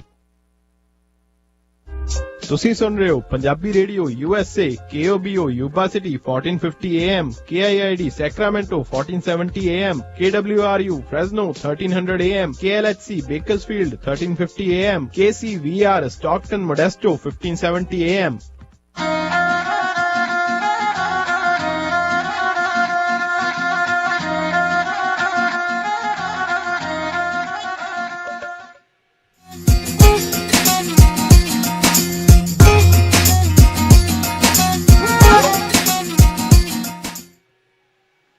Punjabi radio USA ਸੁਣ ਰਹੇ ਸਾਰੇ ਹੀ ਮਾਣਯੋਗ ਅਤੇ ਸਤਿਕਾਰਯੋਗ ਸਰੋਤਿਆਂ ਨੂੰ ਇੱਕ ਵਾਰੀ ਫੇਰ ਨਿੱਘੀ ਜੀ ਆਇਆਂ ਨੂੰ ਸਭ ਦਾ ਸਵਾਗਤ ਹੈ ਸਰੋਤਿਓ ਪ੍ਰੋਗਰਾਮ ਦੇ ਵਿੱਚ। ਪ੍ਰੋਗਰਾਮ ਚੱਲ ਰਿਹਾ ਜੀ ਇਸ ਟਾਈਮ ਅਪਡੇਟ ਅਮਰੀਕਾ। ਆਪਣੇ ਨਾਲ ਜੁੜੇ ਹੋਏ ਨੇ ਇਮੀਗ੍ਰੇਸ਼ਨ ਦੇ ਅਟਰਨੀ ਜਗਬੀਰ ਟੇੜਕੀਆਣਾ ਜੀ। ਜਗਬੀਰ ਜੀ ਆਇਆਂ ਨੂੰ ਇੱਕ ਵਾਰੀ ਫੇਰ ਸਵਾਗਤ ਹੈ। ਸਤਿ ਸ਼੍ਰੀ ਅਕਾਲ। ਸਤਿ ਸ਼੍ਰੀ ਅਕਾਲ ਜੀ। ਦੇ ਸਰੋਤਿਓ ਜੇ ਤੁਸੀਂ ਵੀ ਹੁਣ ਅਟਰਨੀ ਜਗਬੀਰ ਟੇੜਕੀਆਣਾ ਹੋਣਾ ਨੂੰ ਸਵਾਲ ਪੁੱਛਣਾ ਚਾਹੁੰਦੇ ਹੋ ਤਾਂ ਕਾਲ ਕਰ ਸਕਦੇ ਹੋ। ਸਟੂਡੀਓ ਦੇ ਵਿੱਚ ਨੰਬਰ ਹੈ 408 272 5200 408272 5200। ਆਪਣੇ ਨਾਲ ਅੱਜ ਦੇ ਪਹਿਲੇ ਕਾਲਰ ਜੁੜੇ ਹੋਏ ਨੇ ਪਲਵਿੰਦਰ ਜੀ। ਸਤਿ ਸ਼੍ਰੀ ਅਕਾਲ। ਸਤਿ ਸ਼੍ਰੀ ਅਕਾਲ ਜੀ। ਸਤਿ ਸ਼੍ਰੀ ਅਕਾਲ ਜੀ। ਹਾਂਜੀ ਕੁਛ ਨਹੀਂ ਆਪਣੀ ਕਿ ਮੇਰੇ ਹਸਬੈਂਡ ਨੇ 2015 ਦੇ ਵਿੱਚ ਟੂ ਵੀਜ਼ਾ ਅਪਲਾਈ ਕੀਤਾ ਸੀ ਤੇ ਉਹਨਾਂ ਨੂੰ 2017 ਚ ਡਿਪੋਰਟ ਕਰ ਦਿੱਤਾ। ਉਹਨਾਂ ਦਾ ਪਹਿਲਾਂ ਪ੍ਰੀਟੀਕਲ ਦਾ ਕੇਸ ਚੱਲ ਰਿਹਾ ਸੀ, ਉਹਦੇ ਵਿੱਚ ਡਿਪੋਰਟੇਸ਼ਨ ਲੱਗੀ ਹੋਈ ਸੀ ਤੇ ਉਹਨਾਂ ਨੇ 2017 ਚ ਡਿਪੋਰਟ ਕੀਤਾ। ਹੁਣ ਉਹਨਾਂ ਦਾ 2020 ਦੇ ਵਿੱਚ ਨਿਊ ਵੀਜ਼ਾ ਅਪਰੂਵ ਹੋ ਕੇ ਆ ਗਿਆ ਨੇ ਤੇ ਮੇਰਾ ਇੱਥੇ ਵਰਕ ਪਰਮਿਟ ਆ ਗਿਆ। ਮੇਰੇ 2 ਬੱਚੇ ਤਾਂ ਸਿਟੀਜ਼ਨ ਆ ਤੇ ਹੁਣ ਮੈਂ ਯੂ ਵੀਜ਼ਾ ਦੀ ਵੇਟ ਕਰ ਰਹੀ ਹਾਂ ਤੇ ਉਹ ਕਦ ਤੱਕ ਆਊਗਾ ਤੇ ਪਲੱਸ ਜਦ ਯੂ ਵੀਜ਼ਾ ਅਪਰੂਵ ਹੋ ਜਾਂਦਾ ਆ ਤਾਂ ਮੇਰੇ ਹਸਬੈਂਡ ਦੀ ਡਿਪੋਰਟੇਸ਼ਨ ਮਤਲਬ ਟੁੱਟ ਗਈ ਆ ਵੀ ਕਿੱਦਾਂ, ਮਤਲਬ ਮੈਂ ਸਾਨੂੰ ਸਮਝ ਨਹੀਂ ਆਉਂਦੀ ਮੈਨੂੰ ਇਸ ਬਾਰੇ। ਦੇਖੋ ਡਿਪੋਰਟੇਸ਼ਨ ਤਾਂ ਨਹੀਂ ਟੁੱਟਦੀ। ਡਿਪੋਰਟੇਸ਼ਨ ਤਾਂ ਜਿਹੜਾ ਭੇਜਤਾ ਉਹ ਬੰਦੇ ਨੂੰ ਬਾਹਰ ਹੀ ਭੇਜਿਆ ਹੋਇਆ, ਜੋ ਟੁੱਟਣ ਵਾਲਾ ਤੇ ਕੁਛ ਹੈ ਨਹੀਂ, ਉਹ ਤਾਂ ਐਗਜ਼ੀਕਿਊਟ ਕਰਤੀ ਉਹਨਾਂ ਨੇ ਆਲਰੇਡੀ। ਜਿਹੜਾ ਤੁਹਾਡਾ ਸਵਾਲ ਆ ਉਹ ਇਹ ਹੈ ਕਿ ਬੰਦੇ ਤੇ ਇਨਐਡਮਿਸਿਬਿਲਿਟੀ ਲੱਗੀ ਆ ਕਿ ਨਹੀਂ ਲੱਗੀ ਆ। ਇਨਐਡਮਿਸਿਬਿਲਿਟੀ ਹੁੰਦਾ ਕਿ ਜਦੋਂ ਬੰਦੇ ਨੂੰ ਰਿਮੂਵਲ ਕਰ ਦਿੰਦੇ ਆ 10 ਸਾਲ ਤੱਕ ਉਹ ਕੋਈ ਵੀਜ਼ਾ ਵਗੈਰਾ ਅਪਲਾਈ ਨਹੀਂ ਕਰ ਸਕਦਾ। ਪਰ ਨਾਲੋਂ ਨਾਲ ਇਹਨਾਂ ਨੇ ਇਹ ਹੈ ਕਿ ਜਿਹੜਾ ਯੂ ਵੀਜ਼ੇ ਤੇ ਵਾਵਾ ਜਿਹੜੇ ਇਹ 2 ਤਰ੍ਹਾਂ ਦੇ ਕੇਸ ਹੈਗੇ ਇਹਦੇ ਵਿੱਚ ਐਕਸੈਪਸ਼ਨ ਕ੍ਰੀਏਟ ਕਰ ਦਿੰਦੇ ਨੇ ਤੇ ਜਦੋਂ ਤੁਹਾਡਾ ਇਹ ਯੂ ਵੀਜ਼ਾ ਤੁਹਾਡੇ ਕੋਲ ਅਪਰੂਵ ਹੋ ਕੇ ਆ ਜਾਂਦਾ ਹੈ ਉਹਨਾਂ ਨੇ ਅੱਗੇ ਉਹਨਾਂ ਨੂੰ ਬਾਹਰ ਲਾਣੀ ਹੈ ਕਿ ਨਹੀਂ ਲਾਣੀ ਹੈ ਬਾਅਦ ਦੀ ਗੱਲ ਹੈ, ਪਰ ਤੁਸੀਂ ਪਹਿਲਾਂ ਜਦੋਂ ਆਉਂਦਾ ਹੈ ਤੁਸੀਂ ਅਪਾਇੰਟਮੈਂਟ ਬਣਾਓ ਤੇ ਵੀਜ਼ੇ ਦੀ ਇੰਟਰਵਿਊ ਕਰਾਓ ਉਹਨਾਂ ਦੀ। ਯੂ ਵੀਜ਼ਾ ਅਪਰੂਵ ਤਾਂ ਹੋ ਗਿਆ ਪਰ ਅਪਰੂਵਲ ਲੈਟਰ ਆ ਗਿਆ ਪਰ ਯੂ ਵੀਜ਼ਾ ਨਹੀਂ ਆਇਆ ਸਾਡਾ। ਤੁਹਾਡਾ ਜਿਹੜਾ ਯੂ ਵੀਜ਼ਾ ਸੀਗਾ ਜਦੋਂ ਤੁਸੀਂ ਯੂ ਵੀਜ਼ਾ ਫਾਈਲ ਕਰਦੇ ਹੋ ਤੁਹਾਨੂੰ ਦੱਸਣਾ ਪੈਂਦਾ ਹੈ ਕਿ ਤੁਸੀਂ ਬਾਹਰ ਜਾ ਕੇ ਕੌਂਸੂਲੇਟ ਦੇ ਵਿੱਚ ਜਾ ਕੇ ਜਦੋਂ ਤੁਸੀਂ ਫਾਈਲ ਕੀਤਾ ਸੀਗਾ ਉਦੋਂ ਇੱਥੇ ਹੀ ਸੀਗੇ ਨਾ ਉਹ? ਹਾਂਜੀ ਮੇਰੇ ਹਸਬੈਂਡ। ਅੱਛਾ ਫਿਰ ਤੁਹਾਡਾ ਨਾ ਯੂ ਵੀਜ਼ਾ ਉਹਨਾਂ ਨੇ ਗਲਤ ਫਾਈਲ ਕੀਤਾ। ਜਿਹੜਾ ਹੁਣ ਤੁਹਾਨੂੰ ਇੱਕ ਹੋਰ 824 ਪਟੀਸ਼ਨ ਫਾਈਲ ਕਰੋ ਕਿਉਂਕਿ ਤੁਸੀਂ ਯੂ ਵੀਜ਼ਾ ਤਾਂ ਕਰਤਾ ਪਰ ਤੁਸੀਂ ਉਹਨਾਂ ਨੂੰ ਦੱਸਿਆ ਨਹੀਂ ਕਿ ਕਿਹੜੀ ਵਾਲੀ ਕੰਟਰੀ ਜਾ ਕੇ ਵੀਜ਼ਾ ਸਟੈਂਪ ਲੈਣੀ ਹੈ ਨਾ। ਉਹ ਤਾਂ ਡਿਪੋਰਟੇਸ਼ਨ ਤੋਂ ਪਹਿਲਾਂ ਤੁਸੀਂ ਆਪਣੇ ਵਕੀਲ ਨਾਲ ਗੱਲ ਕਰਕੇ ਉਹਨੂੰ ਕਹੋ ਕਿ ਇਹ ਜਿਹੜੀ ਹੈਗੀ ਆ ਇਹਨੂੰ ਕੌਂਸਲਰ ਪ੍ਰੋਸੈਸਿੰਗ ਦੇ ਵਿੱਚ ਚੇਂਜ ਕਰਾਓ, ਨਹੀਂ ਤਾਂ ਇੱਦਾਂ ਤੁਸੀਂ ਵੇਟ ਕਰਦੇ ਰਹਿਣਾ, ਕੁਛ ਅੱਗੇ ਨਹੀਂ ਹੋਣਾ। ਤੇ ਜਿੰਨੇ ਵੀ ਫਾਈਲ ਕੀਤਾ ਉਹਨੂੰ ਕਹੋ ਕਿ ਇਹਨੂੰ ਕੌਂਸਲਰ ਪ੍ਰੋਸੈਸਿੰਗ ਦੇ ਵਿੱਚ ਕਨਵਰਟ ਕਰਾਓ ਤਾਂ ਕਿ ਜਿਹੜੀ USCIS ਆ ਉਹ ਉੱਥੇ ਚਿੱਠੀ ਭੇਜੇ। ਤੇ ਇਹ ਜਿਹੜਾ ਕਨਵਰਜਨ ਪ੍ਰੋਸੈਸ ਹੈ ਤੁਸੀਂ ਕਿਉਂਕਿ ਪਹਿਲਾਂ ਨਹੀਂ ਕੀਤਾ ਇਹਨੂੰ ਤੁਹਾਨੂੰ ਸਾਲ ਕੁ ਲੱਗ ਜਾਣਾ ਕਨਵਰਜਨ ਕਰਦੇ ਹੋਏ। ਜੀ ਸੋ ਇਹ ਚੀਜ਼ ਹੁੰਦੀ ਆ ਜਗਬੀਰ ਜੀ ਵੀ ਸਾਰਾ ਕੁਛ ਸਹੀ ਤਰੀਕੇ ਦੇ ਨਾਲ ਪੂਰੇ ਜਾਣਕਾਰੀ ਵਾਲੇ ਬੰਦੇ ਤੋਂ ਕਰਵਾਓ, ਉਹਦੇ ਨਾਲ ਤੁਹਾਨੂੰ ਫਾਇਦਾ ਹੁੰਦਾ। ਹੁਣ ਦੇਖੋ ਵੀਜ਼ਾ ਪਤਾ ਨਹੀਂ ਹੁਣ ਇਹਨਾਂ ਦਾ ਅਪਰੂਵ ਹੋਇਆ ਨੂੰ ਵੀ ਚਿਰ ਹੋਇਆ ਤੇ ਹੁਣ ਸਾਲ ਅੱਗੇ ਹੋਰ ਵੇਟ ਇਹਨਾਂ ਨੂੰ ਕਰਨੀ ਪੈ ਸਕਦੀ ਹੈ। ਸੋ ਜੇ ਤੁਸੀਂ ਸਹੀ ਹਿੱਸਾ ਲੈਣਾ ਚਾਹੁੰਦੇ ਹੋ ਤਾਂ ਟੇੜਕੀਆਣਾ ਲਾ ਫਰਮ ਦੇ ਜਗਬੀਰ ਟੇੜਕੀਆਣਾ ਹੋਣਾ ਦੇ ਨਾਲ ਇਹਨਾਂ ਦੇ ਨਾਲ ਤੁਸੀਂ ਅਪੁਆਇੰਟਮੈਂਟ ਜ਼ਰੂਰ ਬਣਾ ਸਕਦੇ ਆ।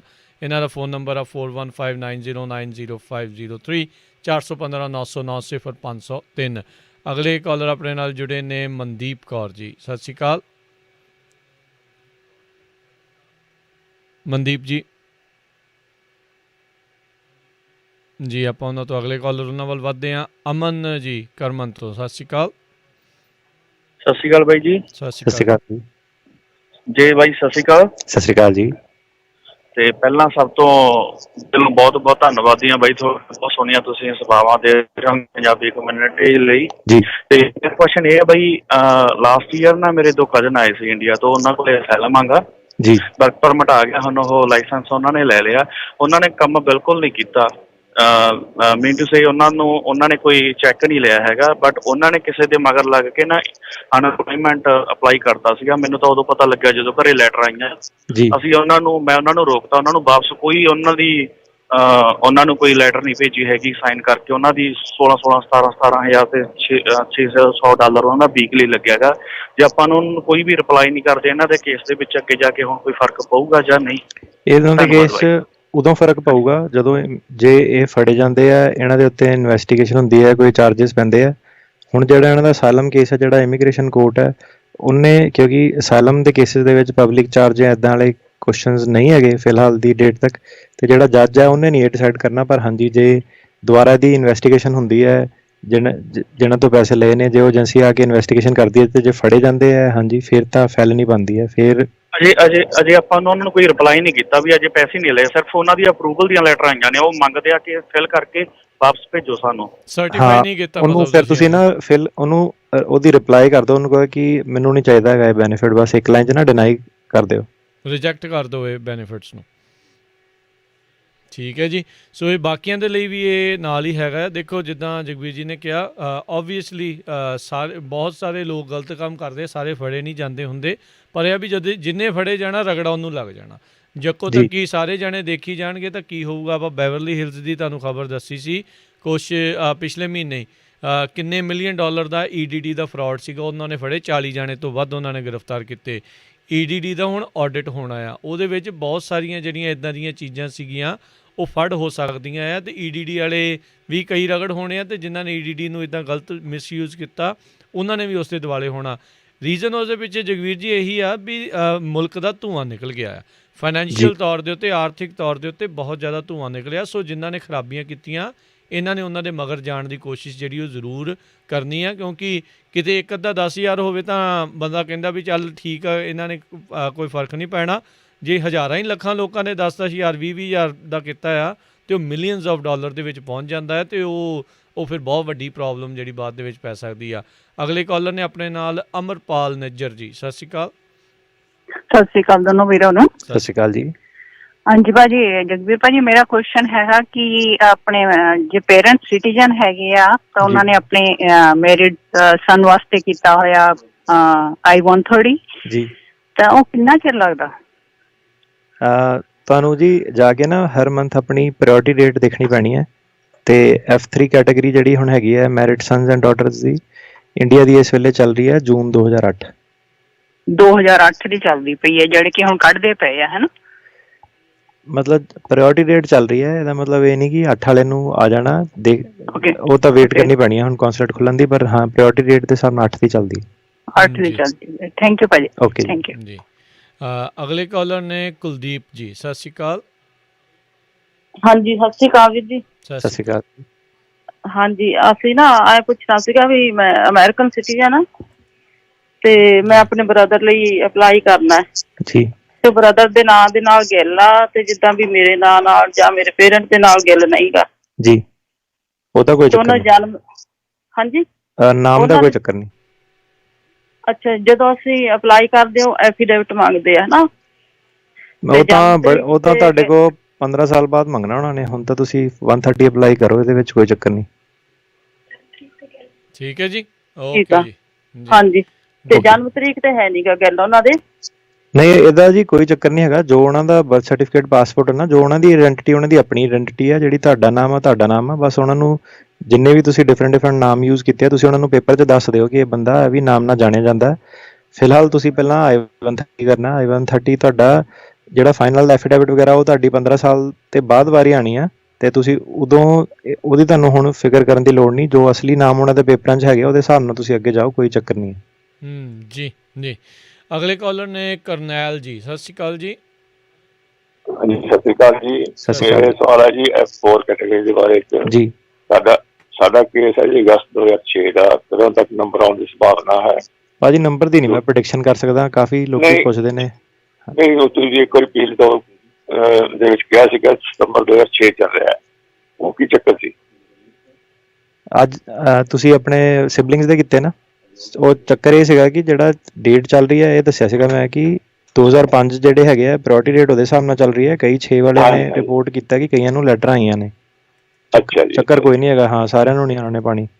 ਅੱਛਾ, ਇੱਕ ਮੇਰੇ ਨਾਲ ਪਾਰਟੀ ਸੀ ਆਪਣਾ ਟੋਟਲ ਇਹਦੇ ਵਾਸਤੇ 65,500 ਵੀਜ਼ਾ, ਇੰਡੀਆ ਦੇ ਪਿੱਛੇ ਕਿੰਨਾ ਵੀਜ਼ਾ ਆਉਂਦਾ ਕੁਛ ਪਤਾ ਇਹਦਾ? ਜਿਹੜੀ ਕੋਈ ਵੀ ਕੰਟਰੀ ਹੈਗੀ ਆ, ਜਿਹੜੀ ਸਾਰੇ ਵਰਲਡ ਵਾਈਡ ਵੀਜ਼ੇ ਮਿਲਾ ਕੇ 7% ਤੋਂ ਜ਼ਿਆਦਾ ਨਹੀਂ ਹੋ ਸਕਦੇ। ਜਿੰਨਾ ਵੀ ਤੁਸੀਂ ਨੰਬਰ ਦੱਸਿਆ ਸੀ ਉਹਦਾ 7.1% ਕੱਟ ਕਰ ਲਓ, ਉਨੇ ਵੀਜ਼ੇ ਆ। 65,000 ਦਾ 7% ਕਰ ਲਓ, ਉਨੇ ਜਾਣੇ। ਅਗਲੇ ਕਾਲਰ ਨੇ ਆਪਣੇ ਨਾਲ ਜੁੜੇ ਗੁਰਿੰਦਰ ਸਿੰਘ ਜੀ, ਸਤਿ ਸ਼੍ਰੀ ਅਕਾਲ। ਹਾਂ, ਸਤਿ ਸ਼੍ਰੀ ਅਕਾਲ ਸਰ ਜੀ। ਸਤਿ ਸ਼੍ਰੀ ਅਕਾਲ ਜੀ।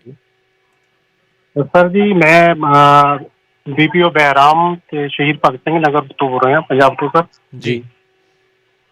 ਤੇ ਸਰ ਮੇਰੇ ਮਤਲਬ ਫਾਦਰ ਇਨ ਲਾ ਤੇ ਮਦਰ ਇਨ ਲਾ ਅਮਰੀਕਨ ਸਿਟੀਜ਼ਨ ਆ ਸਰ ਜੀ। ਤੇ ਸਰ ਉਹਨਾਂ ਨੇ ਮੇਰੀ ਵਾਈਫ ਦਾ ਮਤਲਬ ਅਪਲਾਈ ਕੀਤਾ ਹੋਇਆ ਫਰਵਰੀ 2013 ਦਾ ਸਰ ਜੀ। ਤੇ ਸਰ ਮੈਂ ਇਹ ਪੁੱਛਣਾ ਸੀ ਮਤਲਬ ਸਰ ਸਾਡੇ ਇਹਨਾਂ ਦੇ ਕੰਮ ਨੂੰ ਕਿੰਨਾ ਕੁ ਟਾਈਮ ਲੱਗ ਸਕਦਾ ਸਰ? 8 ਚੱਲ ਰਿਹਾ, 13 ਤੁਹਾਡੇ 5 ਤੋਂ 7 ਸਾਲ ਲੱਗੂਗੇ। ਠੀਕ ਹੈ ਸਰ, ਹਜੇ 5 ਸਾਲ ਹੋਰ ਲੱਗੂਗੇ ਸਰ? ਜੀ ਹਾਂਜੀ, ਘੱਟੋ ਘੱਟ। ਠੀਕ ਹੈ ਸਰ ਜੀ। ਥੈਂਕ ਯੂ ਜੀ। ਤੇ ਸਰ ਮੈਂ ਹਾਂਜੀ ਸਰ ਇੱਕ ਗੱਲ ਹੋਰ ਪੁੱਛਣੀ ਸਰ, ਮਤਲਬ ਜਿੱਦਾਂ ਹੁਣ ਬੱਚਿਆਂ ਦੀ ਉਮਰ ਮੇਰੀ ਬੇਟੀ 19 ਸਾਲ ਦੀ ਹੈ ਸਰ ਜੀ। ਤੇ ਮਤਲਬ 5 ਸਾਲ ਹੋਰ ਪਾਲੇ ਤਾਂ ਸਰ ਫਿਰ ਮਤਲਬ 24 ਸਾਲ ਦੀ ਹੋ ਜਾਣਾ ਜਦ ਤੱਕ ਉਹਨੇ। ਹਾਂਜੀ, ਬੇਟੀ ਦਾ ਤੁਹਾਡਾ ਮੋਸਟ ਲਾਈਕਲੀ ਉਹਨੇ ਏਜ ਆਊਟ ਹੋ ਜਾਣਾ। ਹਾਂਜੀ, ਤੁਹਾਡਾ 130 ਅਪਰੂਵ ਹੈ, ਉਹਨਾਂ ਦਾ ਹਾਂਜੀ 130 ਤਾਂ ਨਹੀਂ ਨਾ ਪੈਂਡਿੰਗ ਤੁਹਾਡਾ? ਬਣ ਸਕਦਾ ਨਾਲ ਬੱਚਿਆਂ ਦਾ ਭਾਜੀ ਥੋੜਾ ਜਿਹਾ ਮੁਸ਼ਕਿਲ ਹੋ ਜਾਣਾ। ਜਿੱਦਾਂ 130 ਜਦੋਂ ਉਹਨਾਂ ਨੇ ਫਾਈਲ ਕੀਤਾ ਸੀਗਾ, ਜਿੰਨੀ ਦੇਰ 130 ਪੈਂਡਿੰਗ ਸੀਗਾ, ਜਿਹੜੇ 2-3 ਸਾਲ ਜਿੱਦਾਂ ਕਈਆਂ ਦਾ 1-2 ਸਾਲ ਪੈਂਡਿੰਗ ਹੁੰਦਾ, ਉਹ ਵਾਲੇ ਮਾਫ ਹੋ ਜਾਂਦੇ। ਜਿੱਦਾਂ ਹੁਣ ਤੁਸੀਂ ਦੱਸਿਆ ਕਿ 19 ਸਾਲ ਦੀ ਆ, ਉਹ ਮੋਸਟ ਲਾਈਕਲੀ ਉਹਨੇ ਏਜ ਆਊਟ ਹੋ ਜਾਣਾ ਉਦੋਂ ਤੱਕ। ਤੁਹਾਨੂੰ ਉਹਨਾਂ ਦਾ ਹੋਰ ਤਰੀਕਾ ਕਰਨਾ ਪੈਣਾ, ਕੋਈ ਸਟੂਡੈਂਟ ਵੀਜ਼ਾ ਜਾਂ ਕੋਈ ਇਦਾਂ ਦਾ, ਹਨਾ ਜੀ। ਮਿਹਰਬਾਨੀ ਜੀ, ਥੈਂਕ ਯੂ ਜੀ। ਜੀ, ਅਗਲੇ ਕਾਲਰ ਆਪਣੇ ਨਾਲ ਜੁੜੇ ਨੇ ਗੁਰਮੁਖ ਜੀ, ਸਤਿ ਸ਼੍ਰੀ ਅਕਾਲ। ਸਤਿ ਸ਼੍ਰੀ ਅਕਾਲ ਜੀ। ਸਤਿ ਸ਼੍ਰੀ ਅਕਾਲ ਜੀ। ਅਸੀਂ ਬੇਟੇ ਦਾ ਅਪਲਾਈ ਕੀਤਾ ਜੀ, ਸਾਲ 1 ਹੋ ਗਿਆ ਜੀ। ਜੀ। ਤੇ ਕਿੰਨਾ ਟਾਈਮ ਲੱਗੂਗਾ ਜੀ? ਜਿੱਦਾਂ ਅਸੀਂ ਕੀਤਾ। ਤੁਸੀਂ ਸਿਟੀਜ਼ਨ? ਗ੍ਰੀਨ ਕਾਰਡ ਤੇ ਜੀ। ਗ੍ਰੀਨ ਕਾਰਡ ਦੀ ਬੇਟੇ ਦੀ ਉਮਰ ਕਿੰਨੀ ਹੈ? ਬੇਟੇ ਦੀ ਉਮਰ ਹੈਗੀ 27 ਸਾਲ ਦੀ। ਉਹਦਾ ਚੱਲ ਰਿਹਾ ਜੀ 2015। ਅੱਛਾ ਜੀ। 5-6 ਸਾਲ ਘੱਟੋ ਘੱਟ ਵੇਟ ਹੈਗੀ। ਜੀ ਜੀ ਜੀ, ਥੈਂਕ ਯੂ ਜੀ। ਜੀ, ਅਗਲੇ ਕਾਲਰ ਨੇ ਗੁਰਪ੍ਰੀਤ ਜੀ, ਸਤਿ ਸ਼੍ਰੀ ਅਕਾਲ। ਸਤਿ ਸ਼੍ਰੀ ਅਕਾਲ ਜੀ। ਸਤਿ ਸ਼੍ਰੀ ਅਕਾਲ। ਸਤਿ ਸ਼੍ਰੀ ਅਕਾਲ ਜੀ। ਭਾਜੀ ਮੇਰਾ 2 ਕੁਐਸਚਨ ਆ। ਐਕਚੁਅਲੀ ਮੈਂ ਸਿਟੀਜ਼ਨਸ਼ਿਪ ਮੇਰੀ ਹੋਣ ਵਾਲੀ ਆ ਜੀ, ਤੇ ਮੇਰੇ ਡੈਡੀ ਜੀ ਇੱਥੇ ਲੀਗਲ ਤੌਰ ਤੇ ਆਏ ਸੀਗੇ। ਹੁਣ ਉਹ ਟੈਕਸ ਦੇਣ ਦਾ ਮੇਰੇ ਹਿਸਾਬ ਨਾਲ ਆਲਮੋਸਟ 12 ਸਾਲ ਦੇ। ਉਹਨਾਂ ਨੇ ਇਨਵੈਸਟਮੈਂਟ ਕੇਸ ਲਾਏ, ਡਿਨਾਈ ਹੋ ਗਿਆ। ਬਾਅਦ ਚੋਂ ਸਾਡੇ ਇੱਥੇ ਉਹਨਾਂ ਦੇ ਥੋੜਾ ਅਟੈਕ ਹੋਇਆ, ਯੂ ਵੀਜ਼ਾ ਲਾਇਆ ਹੈਗਾ, ਬਹੁਤ ਲੌਂਗ ਪ੍ਰੋਸੈਸ ਲੈਂਦਾ ਆ। ਤੇ ਹੁਣ ਮੈਂ ਸਿਟੀਜ਼ਨਸ਼ਿਪ ਹੋ ਚੱਲਾ ਆ, ਪਰ ਡੈਡੀ ਦੇ ਫਿੰਗਰਪ੍ਰਿੰਟ ਹੋ ਗਿਆ ਉਹਦੇ ਆਪਣੇ ਕੀ ਕਿਹਦਾ ਵਰਕ ਪਰਮਿਟ ਤੇ ਆਇਆ ਨਹੀਂ। ਵਰਕ ਪਰਮਿਟ ਜਨਵਰੀ ਚ ਹੋਏ ਸੀਗੇ ਜੀ। ਕੀ ਮੈਂ ਅਪਲਾਈ ਕਰ ਸਕਦਾ ਡੈਡੀ ਦਾ? ਤੇ ਆਪਣੀ ਮੰਮੀ ਮੇਰੀ ਇੰਡੀਆ ਆ ਜੇ। ਤੁਸੀਂ ਕਿਹਾ ਕਿ ਪੱਕੇ ਤੌਰ ਤੇ ਆਏ ਸੀ, ਹਨਾ? ਨਹੀਂ, ਉਹ ਆਈ ਟੂਰਿਸਟ ਬੇਸ ਤੇ, ਬਾਅਦ ਇਨਵੈਸਟਮੈਂਟ ਕੇਸ ਲਾਤਾ ਜੀ ਹਾਂਜੀ ਜੀ ਅਮਰੀਕਾ। ਅੱਛਾ ਜੀ, 6 ਮਹੀਨੇ ਦੇ ਅੰਦਰ ਹੀ ਲਾਇਆ ਸੀਗਾ? ਹਾਂਜੀ ਹਾਂਜੀ, ਉਸ ਲਾਤੇ ਵਰਕ ਪਰਮਿਟ ਆ ਗਿਆ ਸੀਗਾ, ਸੋਸ਼ਲ ਸਿਕਿਉਰਿਟੀ ਆ ਗਈ ਸੀ, ਟੈਕਸ ਹਜੇ ਵੀ ਦਿੰਦੇ ਆ ਡੈਡੀ। ਭਾਵੇਂ ਨਹੀਂ ਕੁਛ ਹੈਗਾ, ਟੈਕਸ ਦੇਣ ਦੇ ਹੋਇਆ 10 ਸਾਲ ਹੋ ਗਿਆ। ਸਿਟੀਜ਼ਨ ਕਿਹੜੀ ਕੰਟਰੀ ਦੇ? ਇੰਡੀਆ ਦੇ? ਇੰਡੀਆ ਦੇ, ਹਾਂਜੀ ਜੀ। ਅੱਛਾ, ਤਾਂ ਇਨਵੈਸਟਮੈਂਟ ਵਾਲੀ ਤਾਂ ਤੁਹਾਨੂੰ ਕਿਸੇ ਨੇ ਦੇ ਦਿੱਤੀ ਗਲਤ ਸਲਾਹ, ਕਿਉਂਕਿ ਜਿਹੜੀ ਇਨਵੈਸਟਮੈਂਟ ਹੁੰਦੀ ਹੈ ਉਹਦਾ ਜਿਹੜਾ 485 ਆ ਉਹ ਤਾਂ 3-4 ਸਾਲ ਤੱਕ ਫਾਈਲ ਨਹੀਂ ਹੁੰਦਾ, ਤੇ ਜਿਹੜਾ ਕੱਲਾ ਇਨਵੈਸਟਮੈਂਟ ਵਾਲਾ ਹੁੰਦਾ ਉਹ ਤੁਹਾਨੂੰ ਕੋਈ ਸਟੇਟਸ ਨਹੀਂ ਦਿੰਦਾ। ਉਹ ਤਾਂ ਗਲਤ ਲਾਤਾ। ਯੂ ਵੀਜ਼ਾ ਸਹੀ ਲਾਇਆ ਤੁਸੀਂ। ਹੁਣ ਤੁਸੀਂ ਜੇ ਕੋਰਟ ਮੋਰੇ ਜਾਂ ਕੋਈ ਤੁਹਾਨੂੰ ਇਦਾਂ ਦਾ ਨੋਟਿਸ ਨਹੀਂ ਆਇਆ ਹੈਗਾ, ਤੁਸੀਂ ਉਹਨਾਂ ਦੀ ਫਟਾਫਟ ਐਡਜਸਟਮੈਂਟ ਫਾਈਲ ਕਰ ਦਿਓ। ਅੱਛਾ, ਉਹ ਕਹੇ ਹਜੇ ਤੱਕ ਸਾਨੂੰ ਕੁਛ ਨਹੀਂ ਆਇਆ। ਮੇਰੀ 22 ਤਰੀਕ ਨੂੰ ਹੋਣੀ ਆ ਸਿਟੀਜ਼ਨਸ਼ਿਪ, ਮੈਂ ਕਹਿੰਦਾ ਉਦੋਂ ਨੂੰ। ਹਾਂਜੀ, ਨਾਲ ਹੀ ਜਦੋਂ ਬਣਦੇ ਨਾ ਤੁਸੀਂ ਸਿਟੀਜ਼ਨ ਬਣ ਜਾਂਦੇ ਹੋ, ਐਡਜਸਟਮੈਂਟ ਫਾਈਲ ਕਰ ਦਿਓ ਉਹਨਾਂ ਦੀ। ਉਦੋਂ ਦੂਜੀ ਸਵਾਲ ਭਾਜੀ ਇੱਕ ਹੋਰ, ਕਿਦਾਂ ਹੁਣ ਉਹਨਾਂ ਨੂੰ ਦਿਨ ਟੈਕਸ ਬਹੁਤ ਚਿਰ ਹੋ ਗਿਆ ਇੱਥੇ, ਕਿ ਉਹ ਅਪਲਾਈ ਕਰ ਸਕਦੇ ਬਾਅਦ ਜੋ ਆਪਣੀ ਸੋਸ਼ਲ ਸਿਕਿਉਰਿਟੀ ਨਹੀਂ ਉਹ ਕਰ ਸਕਦੇ? ਭਾਜੀ ਤੁਸੀਂ ਅਜੇ ਇਹ ਵਾਲੇ ਚੱਕਰਾਂ 'ਚ ਨਾ ਪਾਓ, ਸੋਸ਼ਲ ਸਿਕਿਉਰਿਟੀ ਵਗੈਰਾ ਇਹ ਸਾਰੇ ਚੱਕਰਾਂ 'ਚ ਨਾ ਪਾਓ। ਤੁਸੀਂ ਪਹਿਲਾਂ ਉਹਨਾਂ ਦੀ ਨਾ ਐਡਜਸਟਮੈਂਟ ਫਾਈਲ ਕਰੋ, ਦੇਖੋ ਫਿਰ ਕਿੱਦਾਂ ਨਾ। ਹੁਣ ਮੈਂ ਕਿਹਾ ਪਬਲਿਕ ਸਾਨੂੰ ਪਤਾ ਨਹੀਂ ਕਿਹੜੀ ਸਰਕਾਰ ਵਾਪਸ ਆਉਂਦੀ ਹੈ ਨਾ, ਇੱਕ ਕਹਿੰਦੀ ਆਪਾਂ ਵਾਪਸ ਲੈ ਲੈਣਾ, ਤੇ ਤੁਸੀਂ ਪਹਿਲਾਂ ਉਹਨਾਂ ਦਾ ਉਹ ਗ੍ਰੀਨ ਕਾਰਡ ਦਵਾਓ, ਫਿਰ ਬਾਕੀ ਦੇਖਦੇ ਹਾਂ ਕਿੱਦਾਂ। ਬਾਕੀ ਗੱਲਾਂ ਬਾਅਦ 'ਚ, ਬੰਦਾ ਪਹਿਲਾਂ ਇੱਥੇ ਹੋਣਾ ਚਾਹੀਦਾ ਜੀ। ਠੀਕ ਹੈ, ਮਿਹਰਬਾਨੀ ਜੀ, ਥੈਂਕ ਯੂ ਜੀ। ਅਗਲੇ ਜਿਹੜੇ ਕਾਲਰ ਉਹਨਾਂ ਨਾਲ ਗੱਲ ਕਰਦੇ ਹਾਂ, ਅਤੇ ਆਪਣੇ ਨਾਲ ਔਨਲਾਈਨ ਵੀ ਜਿਹੜੇ ਸਵਾਲ ਆ ਰਹੇ ਆ। ਇੱਕ ਜਣੇ ਪੁੱਛ ਰਹੇ ਨੇ ਵੀ ਐਪਲੀਕੇਸ਼ਨਸ ਵਾਪਸ ਕਿਉਂ ਆ ਰਹੀਆਂ ਨੇ? ਹੁਣ ਇਹ ਨਹੀਂ ਦੱਸਿਆ ਉਹਨਾਂ ਨੇ ਵੀ ਕਿਹੜੇ ਤਰ੍ਹਾਂ ਦੀਆਂ ਐਪਲੀਕੇਸ਼ਨ ਵਾਪਸ। ਬੜਾ ਸਾਫ਼ ਹੈ ਕਿ ਕਿਉਂ ਆ ਰਹੀਆਂ ਹੈਗੀਆਂ। ਜਿਹੜਾ ਅੱਜ ਆਪਣਾ ਓਪਨਿੰਗ ਹੀ ਸੀਗੀ ਉਹੀ, ਕਿ ਫੀਸਾਂ ਬੜੀਆਂ ਫਲਿਪ ਫਲॉप ਹੋ ਰਹੀਆਂ। ਫਾਰਮ ਦੀ ਜਿਹੜੀ ਵਰਜਨ ਹੈਗੀ ਆ ਉਹ ਸਹੀ ਤਰੀਕੇ ਨਾਲ ਤੁਸੀਂ ਉਹਨਾਂ ਨੂੰ ਕਰਕੇ ਭੇਜੋ। ਐਪਲੀਕੇਸ਼ਨ ਦੇ ਉੱਤੇ ਜਦੋਂ ਹੁਣ ਆਪਾਂ ਕਈ ਵਾਰੀ ਫਾਈਲ ਕਰਦੇ ਹਾਂ, ਲਾਲ ਪੈਨ ਨਾਲ ਲਿਖ ਕੇ ਭੇਜੋ, ਉਹਨਾਂ ਨੂੰ ਡਾਇਰੈਕਸ਼ਨ ਦਿਓ ਕਿ ਦੇਖੋ ਅੱਜ ਦੀ ਡੇਟ ਦੇ ਵਿੱਚ ਇਹ ਸੀਗਾ, ਮੈਂ ਇਹਦੇ ਹਿਸਾਬ ਨਾਲ ਭੇਜੀ। ਤੁਸੀਂ ਉਹਨਾਂ ਨੂੰ ਇੰਸਟਰਕਸ਼ਨ ਲਿਖ ਕੇ ਦੇ ਦਿੰਦੇ ਹੋ ਤੇ ਕਲਰਕ ਉਹਨੂੰ ਇਨਟੇਕ ਕਰ ਲਊਗਾ, ਨਹੀਂ ਤਾਂ ਜਿਹੜੇ ਥੱਲੋਂ ਕਲਰਕ ਹੀ ਹੈਗੇ ਆ ਇਮੀਗ੍ਰੇਸ਼ਨ ਵਾਲੇ, ਉਹੀ ਵਾਪਸ ਮੋੜੀ ਜਾ ਰਹੇ ਨੇ ਐਪਲੀਕੇਸ਼ਨ। ਸੋ ਤੁਸੀਂ ਲਿਖ ਕੇ ਘੱਲੋ ਵੀ ਜਿੱਦਣ ਤਾਂ ਮੈਂ ਫਾਈਲ ਕਰਨ ਲੱਗਾ ਤੇ ਆਹ ਦੇਖੋ, ਚਾਹੇ ਉਦੋਂ ਦਾ ਪ੍ਰਿੰਟ ਆਊਟ ਨਾਲ ਲਾ ਕੇ ਘੱਲ ਦਿਆ ਕਰੋ ਵੀ ਦੇਖੋ ਵੀ ਆਹ। ਮੈਂ ਇੱਕ ਐਗਜ਼ਾਮਪਲ ਦੇ ਦਿੰਦਾ ਜੀ। ਜਦੋਂ ਨਾ ਫੀਸ ਜਿੱਦਾਂ ਹੁਣ ਇਹਨਾਂ ਦੀ ਸੀਗੀ ਵਰਕ ਪਰਮਿਟ ਦੀ, ਕਹਿੰਦੇ ਸੀ ਮੈਂ ਉੱਤੇ ਜਿੱਦਾਂ ਹੁਣ ਐਪਲੀਕੇਸ਼ਨ ਸੀਗੀ ਉੱਤੇ ਲਾਲ ਪੈਨ ਨਾਲ ਲਿਖ ਕੇ ਲਾਏ ਸੀਗੇ, ਵਿੱਚ ਵੀ ਪੇਜ ਪਾਏ ਸੀਗੇ ਕਿ ਇਹਨੂੰ ਵਾਪਸ ਨਾ ਭੇਜਿਓ, ਇਹ ਅਗਸਤ 24 ਦੇ ਰੂਲ ਦੇ ਹਿਸਾਬ ਨਾਲ ਮੈਂ ਫਾਈਲ ਕਰ ਰਿਹਾ, ਅੱਜ ਦੀ ਡੇਟ ਦੇ ਵਿੱਚ ਇੰਨੀ ਹੈਗੀ ਹੈ ਨਾ। ਤੇ ਜੇ ਤੁਸੀਂ ਉਹ ਲਿਖ ਦਿੰਦੇ ਹੋ ਤਾਂ ਫਿਰ ਇਹ ਹੈਗਾ ਕਿ ਕਲਰਕ ਥੱਲੋਂ ਸਿੱਧੇ ਨਹੀਂ ਵਾਪਸ ਮੁੜੂਗਾ, ਉਹ ਆਪਣੇ ਸੁਪਰਵਾਈਜ਼ਰ ਤੋਂ ਪੁੱਛ ਲੈਂਦਾ ਕਿ ਇਹਨੇ ਇਦਾਂ ਲਿਖ ਕੇ ਭੇਜਿਆ, ਨਹੀਂ ਤੇ ਫਿਰ ਉਹਨਾਂ ਨੂੰ ਆਪ, ਹੁਣ ਜਿਹੜਾ ਕਲਰਕ ਹੈਗੇ ਉਹਨਾਂ ਦੇ ਸਾਰੇ ਜਾਣਿਆਂ ਨੇ ਤਾਂ ਲਾਅ ਫੋਲੋ ਨਹੀਂ ਕਰਨਾ ਨਾ, ਉੱਤੋਂ ਲੈ ਕੇ ਇੰਜੰਕਸ਼ਨਾਂ ਕੀ ਹੋ ਰਹੀਆਂ, ਇੰਨੀ ਜ਼ਿਆਦਾ ਟ੍ਰੇਨਿੰਗ ਵੀ ਇਮੀਗ੍ਰੇਸ਼ਨ ਦੇ ਨਹੀਂ ਸਕਦੀ ਫਟਾਫਟ, ਤੇ ਥੱਲੋਂ ਕਈ ਵਾਰੀ ਕਲਰਕ ਇਹਨਾਂ ਦਾ ਆਪਣਾ ਸਟਾਫ ਹੀ ਵਾਪਸ ਮੋੜੀ ਜਾ ਰਿਹਾ ਐਪਲੀਕੇਸ਼ਨ। ਬਿਲਕੁਲ, ਉਹ ਦੇਖਦੇ ਆ ਰਿਵੀਜ਼ਨ ਨੰਬਰ, ਦੇਖਦੇ ਆ ਵੀ ਫਾਰਮ ਦਾ ਕਿਹੜਾ ਆ, ਤੇ ਬਾਅਦ 'ਚ ਉਹਦੇ ਕੋਰਸਪੋਂਡੈਂਸ ਚੈੱਕ ਕਰਦੇ ਵੀ ਅੱਜ ਕਿਹੜਾ ਚੱਲਦਾ ਆ, ਤੇ ਉਹ ਮੈਚ ਨਹੀਂ ਕਰਦਾ ਤੇ ਉਹ ਵਾਪਸ ਘੱਲ ਦਿੰਦੇ ਆ। ਇੱਕ ਜਿਹੜੇ ਸਾਡੇ ਆਨਲਾਈਨ ਜਿਹੜਾ ਸਵਾਲ ਪੁੱਛਿਆ ਜਾ ਰਿਹਾ ਵੀ ਉਹਨਾਂ ਦੇ ਮਾਤਾ ਜੀ ਗ੍ਰੀਨ ਕਾਰਡ 'ਤੇ ਆ, ਉਹਨਾਂ ਦਾ ਐਕਸਪਾਇਰ ਹੋ ਜਾਣਾ ਦਸੰਬਰ 'ਚ, ਇਸ ਟਾਈਮ ਭਾਰਤ ਨੇ ਅਤੇ ਕੀ ਕਹਿੰਦੇ ਆ ਵੀ ਉਹ ਉਹਨਾਂ ਨੂੰ ਡਾਇਬਟੀਜ਼ ਹੈਗੀ, ਅੰਡਰਲਾਈਨ ਕੰਡੀਸ਼ਨਸ ਆ, ਕੀ ਉਹ ਉੱਥੋਂ ਗ੍ਰੀਨ ਕਾਰਡ ਨੂੰ ਅਪਲਾਈ ਕਰ ਸਕਦੇ ਨੇ ਦੁਬਾਰਾ, ਫਿੰਗਰਪ੍ਰਿੰਟ ਵਗੈਰਾ ਉੱਥੇ ਹੋਣਗੇ ਜਾਂ ਕਿੱਦਾਂ ਹੋਊਗਾ? ਨਹੀਂ, ਇੱਦਾਂ ਨਹੀਂ ਹੋ ਸਕਦਾ ਆਪਣਾ। ਹੁਣ ਤਾਂ ਵਾਪਸ ਆ ਸਕਦੇ ਨੇ, ਫਲਾਈਟਾਂ ਖੁੱਲ੍ਹੀਆਂ, ਤੇ ਆਪਣਾ ਵਾਪਸ ਆਉਣ ਦੀ ਕੋਸ਼ਿਸ਼ ਕਰੋ। ਡਾਇਬਟੀਜ਼ ਜੇ ਨਹੀਂ ਹੈਗਾ ਫਿਰ ਬਾਅਦ 'ਚ ਉਹਨਾਂ ਨੂੰ ਰਿਟਰਨਿੰਗ ਰੈਜ਼ੀਡੈਂਟ ਵੀਜ਼ਾ ਲੈ ਕੇ ਆਉਣਾ ਪੈਣਾ, ਉਹਦੇ ਵਿੱਚ ਉਹਨਾਂ ਨੂੰ ਡਾਕਟਰ ਵਗੈਰਾ ਤੇ ਆਪਣੇ ਡਾਕੂਮੈਂਟ ਲਾਣੇ ਪੈਣੇ ਨੇ ਕਿ ਕਿਉਂ ਓਵਰਸਟੇ ਕੀਤਾ ਸੀਗਾ। ਜੀ। ਅਗਲੇ ਕਾਲਰ ਨੇ ਹਰਬੰਸ ਜੀ, ਸਤਿ ਸ਼੍ਰੀ ਅਕਾਲ। ਹਰਬੰਸ ਜੀ। ਜੀ। ਅਗਲੇ ਕਾਲਰ ਮਨਦੀਪ ਜੀ, ਸਤਿ ਸ਼੍ਰੀ ਅਕਾਲ। ਹੈਲੋ, ਸਤਿ ਸ਼੍ਰੀ ਅਕਾਲ ਜੀ। ਸਤਿ ਸ਼੍ਰੀ ਅਕਾਲ ਜੀ। ਹਾਂਜੀ ਸਰ, ਮੈਂ ਇੱਕ ਕੁਐਸਚਨ ਪੁੱਛਣਾ ਸੀ। ਮੇਰਾ I360 ਤੇ I485 ਲੱਗਾ ਸੀ ਜਨਵਰੀ 2018 ਚ, ਤੇ ਵਾਵਾ ਦਾ ਲੱਗਿਆ ਸੀਗਾ? ਨਹੀਂ, SIJ। ਠੀਕ ਹੈ। ਤੇ ਮੇਰਾ I360 ਅਪਰੂਵ ਹੋ ਗਿਆ ਸੀ April 2020, ਇੰਜੰਕਸ਼ਨ ਲੱਗੀ ਸੀ, ਉਹ ਹਟ ਗਈ ਸੀ ਜੀ। ਤੇ ਮੇਰਾ I485 ਦਾ ਮੈਡੀਕਲ ਆਇਆ, ਤੇ ਸਰ ਕਿੰਨਾ ਟਾਈਮ ਲੱਗੂਗਾ NBC ਵਿੱਚ ਆਇਆ ਮੈਡੀਕਲ? ਕੀ ਪ੍ਰਾਇੋਰਟੀ ਡੇਟ ਕੀ ਦੱਸੀ ਤੁਸੀਂ? ਜਨਵਰੀ 2018। ਭਾਜੀ ਟਾਈਮ ਪ੍ਰੋਡਿਕਟ ਕਰਨਾ ਤਾਂ ਮੁਸ਼ਕਿਲ ਹੈ, ਪਰ ਜਦੋਂ ਮੈਡੀਕਲ ਵੈਸੇ ਆ ਜਾਂਦਾ ਤੇ ਮਤਲਬ ਤੁਹਾਡਾ ਕੇਸ ਪ੍ਰੋਸੈਸਿੰਗ 'ਚ ਹੀ ਹੈ, ਤੁਸੀਂ ਮੈਡੀਕਲ ਦਿਓ ਉਹਨਾਂ ਨੂੰ, ਹੋਪਫੁਲੀ ਮੈਂ ਕਿਹਾ ਛੇਤੀ ਆ ਜਾਊਗਾ 6 ਮਹੀਨੇ ਦੇ ਅੰਦਰ। ਠੀਕ ਹੈ ਸਰ। ਇੱਕ ਹੋਰ ਮੇਰਾ ਕੁਐਸਚਨ, ਮੇਰੇ ਬ੍ਰਦਰ ਨੇ ਅਪਲਾਈ ਕੀਤਾ, ਮੇਰਾ ਬ੍ਰਦਰ ਮੇਰਾ ਗਾਰਡੀਅਨ ਹੈਗਾ ਇੱਥੇ ਕੈਲੀਫੋਰਨੀਆ ਜੀ, ਤੇ ਮੇਰਾ ਦੂਜਾ ਬ੍ਰਦਰ ਹੈਗਾ ਉਹ ਨਿਊਯਾਰਕ ਵਿੱਚ ਹੈਗਾ, ਤੇ ਜੇ ਉਹਨੇ ਪੇਰੈਂਟਸ ਦਾ ਅਪਲਾਈ ਕਰਨਾ ਹੋਵੇ, ਸਿਟੀਜ਼ਨ ਹੋਣ ਵਾਲਾ ਦੂਜਾ ਬ੍ਰਦਰ ਨਿਊਯਾਰਕ 'ਚ, ਤੇ ਜੇ ਉਹਨੇ ਪੇਰੈਂਟਸ ਦਾ ਅਪਲਾਈ ਕਰਨਾ ਹੋਵੇ ਤੇ ਉਹ ਕਰ ਸਕਦਾ? ਕਿਉਂਕਿ ਮੇਰਾ SIJ ਮੇਰੇ ਪੇਰੈਂਟ ਉੱਤੇ ਲੱਗਾ ਸੀ, ਮੇਰੇ ਫਾਦਰ ਉੱਤੇ। ਤੁਹਾਡਾ ਗਾਰਡੀਅਨ ਕੌਣ ਸੀਗਾ? ਤੁਹਾਡਾ ਬ੍ਰਦਰ ਸੀਗਾ? ਬ੍ਰਦਰ ਕੈਲੀਫੋਰਨੀਆ ਵਾਲਾ, ਤੇ ਮੇਰਾ ਦੂਜਾ ਬ੍ਰਦਰ ਉਹ ਨਿਊਯਾਰਕ ਆ। ਤੇ ਜੇ ਤੁਸੀਂ ਵੇਟ ਕਰ ਲਓ ਪਹਿਲਾਂ ਆਪਣੇ ਗ੍ਰੀਨ ਕਾਰਡ ਦੀ। ਬਾਕੀ ਹਾਂਜੀ, ਮਤਲਬ ਫਿਰ ਹੁਣ ਜਿੱਦਾਂ ਤੁਸੀਂ ਦੇਖੋਗੇ ਕਿ ਇੰਜੰਕਸ਼ਨ ਵਗੈਰਾ ਕਿਉਂ ਲੱਗੀਆਂ ਸੀਗੀਆਂ, ਉਹ ਇਸ ਕਰਕੇ ਲੱਗੀਆਂ ਸੀਗੀਆਂ ਕਿ ਫਰਾਡ ਬੜਾ ਜ਼ਿਆਦਾ ਸੀਗਾ, ਲੋਕਾਂ ਨੂੰ ਕੋਈ ਐਸਾ ਅਬੈਂਡਨਮੈਂਟ ਵਗੈਰਾ ਹੋਈ ਨਹੀਂ ਸੀਗੀ, ਇਕੱਠੇ ਰਹਿ ਰਹੇ ਸੀਗੇ ਤੇ ਪੈਸੇ ਦੇ ਕੇ ਹੈ ਨਾ ਗਾਰਡੀਅਨ ਵਗੈਰਾ ਕਰ ਰਹੇ ਸੀਗੇ, ਤੇ ਕਾਫੀ ਜ਼ਿਆਦਾ ਇਹਦੀ ਇਨਵੈਸਟੀਗੇਸ਼ਨ ਹੋਈ ਸੀਗੀ ਉਸ ਟਾਈਮ ਤੇ। ਹਾਂਜੀ। ਤੇ ਹੁਣ ਜਿੱਦਾਂ ਹੁਣ ਜੇ ਤੁਸੀਂ ਇੱਦਾਂ ਕਹਿ ਰਹੇ ਹੋ ਕਿ ਫੈਮਿਲੀ ਤੁਹਾਡੀ ਯੂਨਿਟੀ, ਮਤਲਬ ਤੁਸੀਂ ਹੁਣ ਤੁਹਾਡੇ ਦਾ ਦੂਜੇ ਬ੍ਰਦਰ ਨੇ ਕੀਤੀ ਹੈ, ਪਰ ਇੱਕ ਤਰ੍ਹਾਂ ਫਿਰ ਸ਼ੱਕ ਦੇ ਦਾਇਰੇ 'ਚ ਆ ਸਕਦੇ ਹੋ ਕਿ ਇਹਨਾਂ ਨੇ ਆਪਣੇ ਫਰਾਜੂਲੈਂਟ ਸਕੀਮ ਤਾਂ ਨਹੀਂ ਕੀਤੀ ਹੈਗੀ। ਬਟ ਉਹ ਨਿਊਯਾਰਕ ਤੋਂ ਅਪਲਾਈ ਕਰੇਗਾ ਫਿਰ ਵੀ ਹੋ ਸਕਦਾ? ਹਾਂਜੀ ਭਾਜੀ, ਫਿਰ ਕੀ ਨਿਊਯਾਰਕ ਕੀ ਕੈਲੀਫੋਰਨੀਆ, ਇਹ ਤਾਂ ਮੈਂ ਕਿਹਾ ਹੁਣ ਕਿਉਂਕਿ ਉਹਨਾਂ ਨੂੰ ਇਮੀਗ੍ਰੇਸ਼ਨ ਵਾਲਿਆਂ ਨੂੰ ਪਤਾ ਕਿ ਮੇਰੇ ਫਾਦਰ ਇੱਥੇ US ਆਉਂਦੇ ਜਾਂਦੇ ਰਹਿੰਦੇ ਆ ਟੂਰਿਸਟ ਵੀਜ਼ਾ ਤੇ। ਚਲੋ ਹਾਂ, ਪਰ ਦੇਖ ਲਓ, ਤੁਹਾਡੀ ਮਰਜ਼ੀ ਹੈ, ਰਿਸਕ ਲੈਣਾ ਨਹੀਂ ਲੈਣਾ, ਕੀ ਕਹਿ ਸਕਦੇ। ਜੀ। ਅਗਲੇ ਜਿਹੜੇ ਕਾਲਰ ਉਹਨਾਂ ਦੇ ਨਾਲ ਜਿਹੜੇ ਗੱਲ ਕਰਦੇ ਨੇ, ਮਨੀ ਜੀ, ਸਤਿ ਸ਼੍ਰੀ ਅਕਾਲ। ਸਤਿ ਸ਼੍ਰੀ ਅਕਾਲ ਜੀ। ਸਤਿ ਸ਼੍ਰੀ ਅਕਾਲ। ਸਤਿ ਸ਼੍ਰੀ ਅਕਾਲ ਭਾਈ ਸਾਹਿਬ, ਮੇਰੇ ਨਾ ਫਰੈਂਡ ਇੰਡੀਆ ਹੈਗਾ ਆ ਜੀ, ਉਹਨਾਂ ਦੇ ਨਾ ਮੰਮੀ ਡੈਡੀ ਸਿਟੀਜ਼ਨ ਆ ਜੀ USA ਦੇ ਜੀ, ਤੇ ਉਹਨੇ 2010 ਦੇ ਉਹਦੇ ਡਾਕੂਮੈਂਟ ਸਬਮਿਟ ਕੀਤੇ ਹੋਏ ਆ ਜੀ, ਤੇ ਪਰ ਉਹ ਜਿੱਦਾਂ ਇੱਥੇ ਉਹਦੇ ਮੰਮੀ ਡੈਡੀ ਸਿੱਕ ਰਹਿੰਦੇ, ਬਿਮਾਰ ਰਹਿੰਦੇ ਆ, ਉਹਨਾਂ ਦੇ ਇੱਥੇ ਹਾਰਟ ਦੀ ਪ੍ਰੋਬਲਮ ਵੀ ਹੈਗੀ, ਡਾਇਬਟੀਜ਼ ਵੀ ਹੈਗੀ ਆ, ਉਹਨਾਂ ਦੇ ਸਟੰਟ ਵੀ ਪਿਆ ਹੋਇਆ ਆ। 2010 ਦੇ ਕੀਤੇ ਹੋਏ ਆ? ਹਾਂਜੀ 2010 ਦੇ। ਭਾਜੀ ਸਿਟੀਜ਼ਨ ਨੂੰ ਤੇ ਆਪਣੇ ਮੰਮੀ ਡੈਡੀ ਦੇ ਰਾਈਟ ਵੇ ਆ ਜਾਂਦਾ ਸਾਲ 1.5 ਸਾਲ 'ਚ। ਨਹੀਂ, ਮੰਮੀ ਡੈਡੀ ਸਿਟੀਜ਼ਨ ਹੈ ਜੀ। ਅੱਛਾ, ਠੀਕ। ਅੱਛਾ ਜੀ। ਹਾਂਜੀ, ਤੇ ਉੱਤੇ ਫਿਰ ਕੁਝ ਹੈਗੀ ਕੁਝ ਵੀ ਛੇਤੀ ਆ ਸਕਦੀ, ਉਹਦੇ ਹਿਸਾਬ ਨਾਲ ਸਿੱਕ ਰਹਿੰਦੇ ਕਰਕੇ ਪ੍ਰਾਇੋਰਟੀ ਡੇਟ ਨਹੀਂ ਉਹਨਾਂ ਨੇ ਵੇਵ ਕਰਨੀ, ਉਹ ਨੰਬਰ ਲਾਈਨ 'ਚ ਏਦਾਂ ਹੀ ਚੱਲੂਗਾ, ਉੱਤੇ ਕੋਈ ਛੋਟ ਨਹੀਂ ਹੈਗੀ। ਓਕੇ ਜੀ, ਥੈਂਕ ਯੂ। ਠੀਕ ਹੈ, ਓਕੇ, ਮਿਹਰਬਾਨੀ ਜੀ। ਜੀ ਅਗਲੇ ਕਾਲਰ ਨੇ ਅਮਨਦੀਪ, ਸਤਿ ਸ਼੍ਰੀ ਅਕਾਲ। ਹੈਲੋ ਜੀ। ਹਾਂਜੀ, ਸਤਿ ਸ਼੍ਰੀ ਅਕਾਲ ਜੀ। ਹਾਂਜੀ ਸਰ, ਸਤਿ ਸ਼੍ਰੀ ਅਕਾਲ ਜੀ। ਸਤਿ ਸ਼੍ਰੀ ਅਕਾਲ ਜੀ। ਸਰ ਮੈਂ ਆਪਣੇ ਹਸਬੈਂਡ, ਮੈਂ ਗ੍ਰੀਨ ਕਾਰਡ ਹੋਲਡਰ ਹਾਂ ਜੀ। ਮੈਂ ਆਪਣੇ ਹਸਬੈਂਡ ਨੂੰ ਸਪਾਂਸਰ ਕੀਤਾ ਸੀਗਾ 2017 ਮੈਰਿਜ ਕੇਸ ਤੇ ਜੀ। ਉਹਨਾਂ ਦੀ 2019 ਚ ਰਿਕੁਐਸਟ ਫॉर ਐਵੀਡੈਂਸ ਸੈਂਡ ਕਰਿਆ ਸੀਗਾ ਜੀ USPSC ਵਾਲਿਆਂ ਨੂੰ, ਤੇ ਅੱਗੇ ਉਹਨਾਂ ਦਾ 1 ਸਾਲ ਹੋ ਗਿਆ, ਰਿਪਲਾਈ ਨਹੀਂ ਆਇਆ। ਤੁਸੀਂ ਜਿਹੜਾ ਆਪਣਾ ਗ੍ਰੀਨ ਕਾਰਡ ਵਿਆਹ ਦੇ ਥਰੂ ਲਿੱਤਾ ਸੀਗਾ?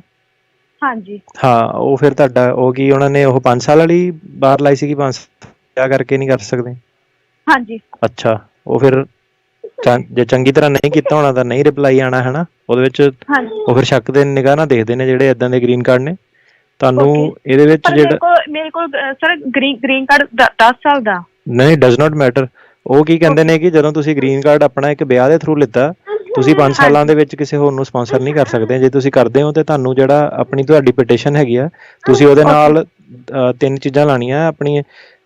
ਜਿਹੜਾ ਤੁਹਾਡਾ ਪੁਰਾਣਾ ਵਾਲਾ ਵਿਆਹ ਉਹ ਵੀ ਤੁਸੀਂ ਨਾਲ ਐਵੀਡੈਂਸ ਲਾਣਾ ਕਿ ਉਹ ਵਾਲਾ ਜੈਨੂਇਨ ਸੀਗਾ, ਡਿਵੋਰਸ ਜੈਨੂਇਨ ਹੋਇਆ, ਤੇ ਫਿਰ ਜਿਹੜੀ ਨਵੀਂ ਵਾਲੀ ਮੈਰਿਜ ਹੈ ਉਹ ਵੀ ਜੈਨੂਇਨ ਹੈਗੀ ਹੈ ਹਨਾ।